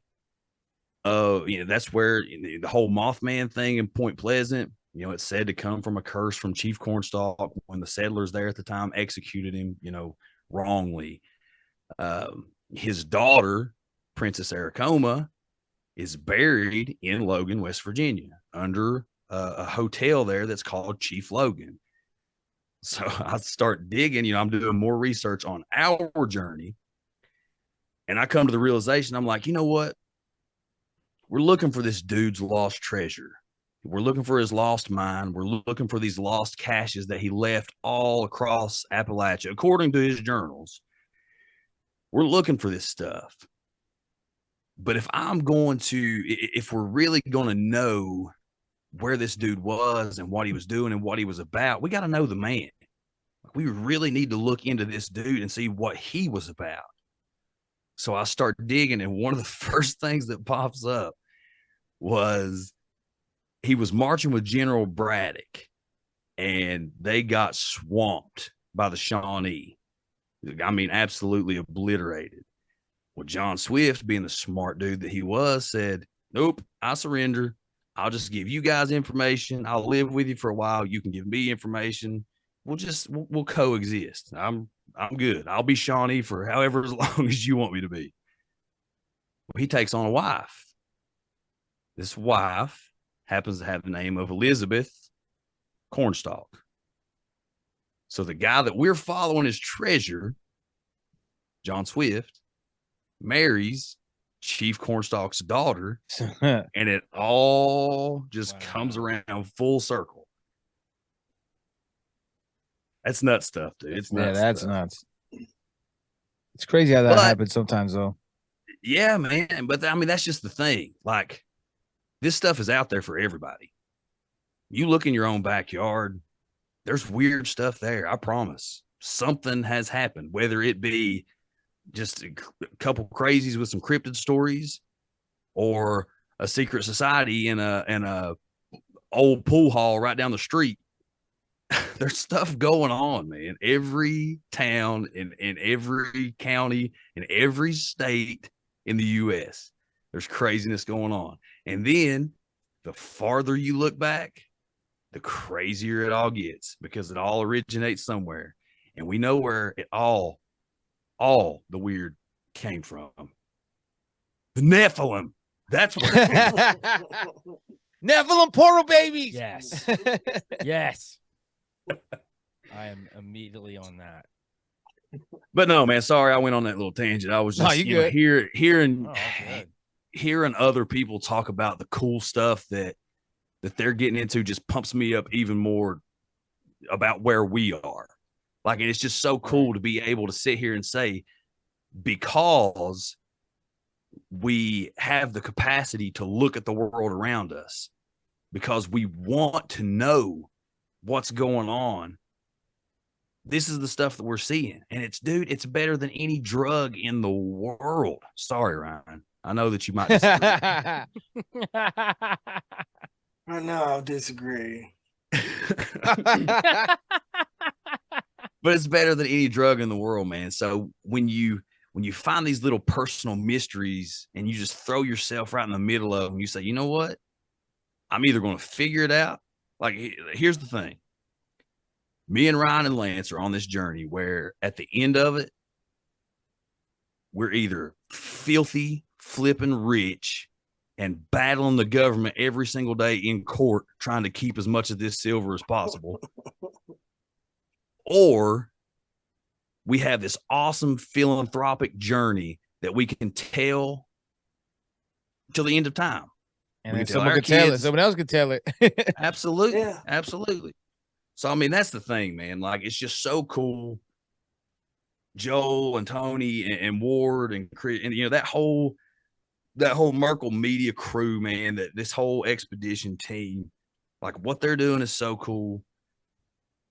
What we're doing, we're super pumped about. What Josh and Richie and Ward, like, Ward just throws himself in the middle of everything. He's everywhere. I messaged him about one account that I heard around the Breaks Interstate Park, and he was like, "Dude, you find some more? I'll be down tomorrow. We'll start shooting." It's like he's ready to go, even though he's way more reserved. Like, he's ready to go. But I mean, it's just so cool to see.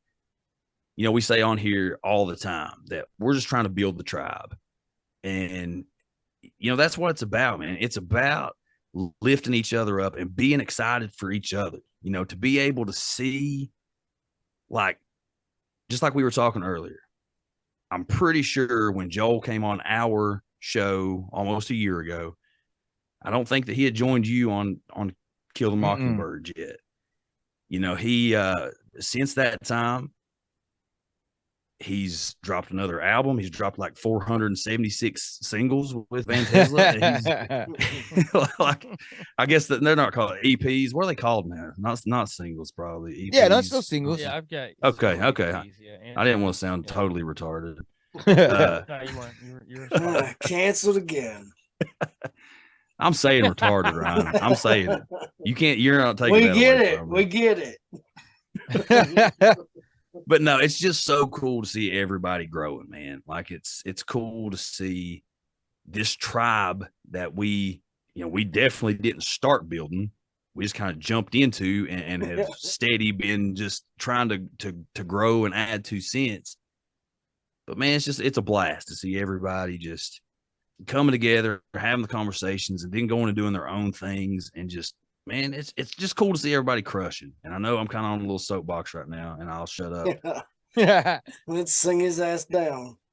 No, but it is good though. Like, me and Joel talk about that a lot, because like we I think it was like episode 88 or something like that where Joel jumped on, and we look at, like, okay, because like for me, I was trying to find my own, like, someone that I could, you know, go off with, that we're not, like, I don't want us to be agreement all the time. You know, it's all right to have some agreement, but I wanted it to be a natural flow and somebody that's actually going to put in the work, because a lot of people will tell you, like, yeah, I'll do the podcast with you, and you're like, all right, and then they like, oh, for every Friday though, man, like maybe I'll do, and then they'll do one, or they'll just even flake out in general where you won't even get it. So it's good to have someone that has the knowledge, that we can, like, both, like, have the talent to do this, but also have the ambition. Because then there's some people that couldn't do this, that they talk great and they have a lot of information, but then it's like, can you get them to do it every week? You know what I mean? Like, there's a lot that's impacted this, and people don't realize how much work actually goes in.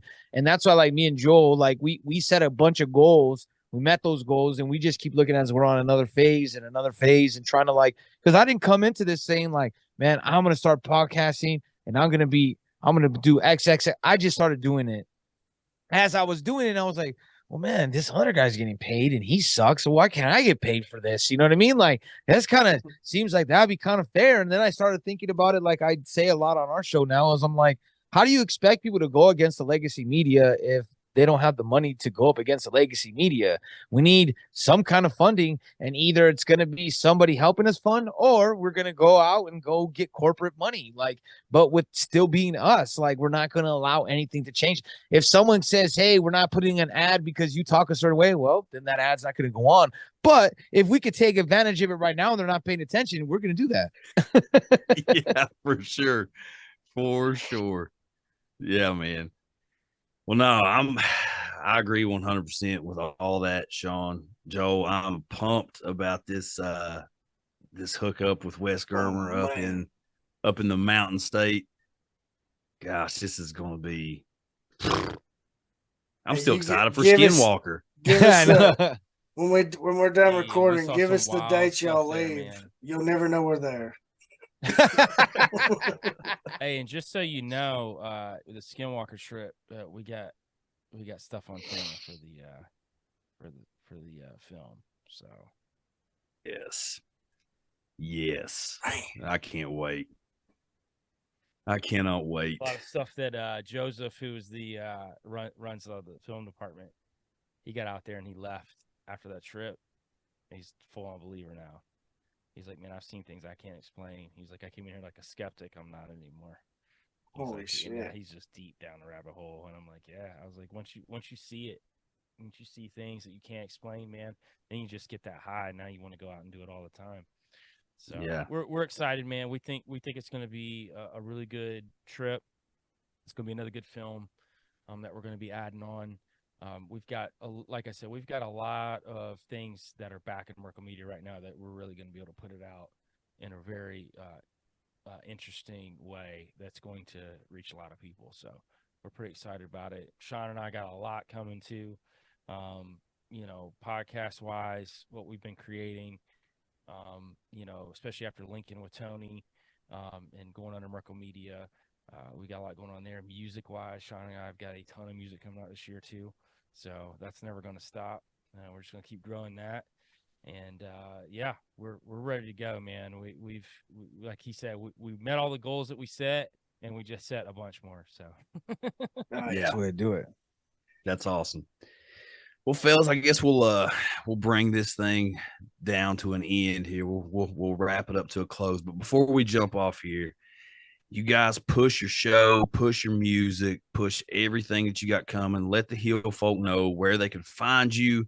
Let them know everything that you want your people to know, because that's what we're trying to do here, is just build the tribe. So hopefully we send a whole lot of Heel folk y'all's way, and but to do that, let them know where to find you. You can catch us on all streaming platforms, all podcast streaming platforms. Kill the Mockingbirds. On Instagram at Kill the Mockingbirds podcast. You can become a member for $4.99 a month, and we got some exclusive. Joel has some great reels, some breakdowns of some conspiracies, little punch you in the face type stuff. Also, you can go on Telegram, Kill the Mockingbirds, and don't forget to check out both of our music, Sean Chris Music on Instagram, at Van Tesla on Instagram, and also Sean Chris and Joel Thomas on all streaming platforms, music streaming platforms. Yeah, just to follow up what Sean said. Yeah, you can go to Instagram at Kill the Mockingbirds podcast. Just to even expound more, you can subscribe to us there. You can become a subscriber for $4.99 a month. I've got special reels that you only get access to once you subscribe. Also, we do subscriber only chat groups that we do throughout the week. Matter of fact, a lot of those people already knew that we were doing a film with Wes Germer like a week ago. So before anybody else knew. So we're releasing special info for people. If you subscribe to us there, you can subscribe to us on Patreon as well, where we're putting up special videos. There's episodes that you won't get anywhere else there. And like Floating Mushrooms, Shadow Band Syndicate, two of our other podcasts. You can get to those episodes a week early if you subscribe to us on Patreon. And ad free as well. Ad free as well, because if you hear us now, we got ads. People got a little mad at first, but I don't care. So at the end of the day, if you don't like the ads, you can go pay for it. But yeah, people got to get paid, y'all. Like, we ain't doing this for free. So at the end of the day, just come follow us and we'll connect with you, especially if you subscribe to us on Instagram. You get a special little badge. We see it. You DM us, man. We'll hit you right back. We're all down to talk about the weird with any of our subscribers. But yeah, that's it on my end. Yeah.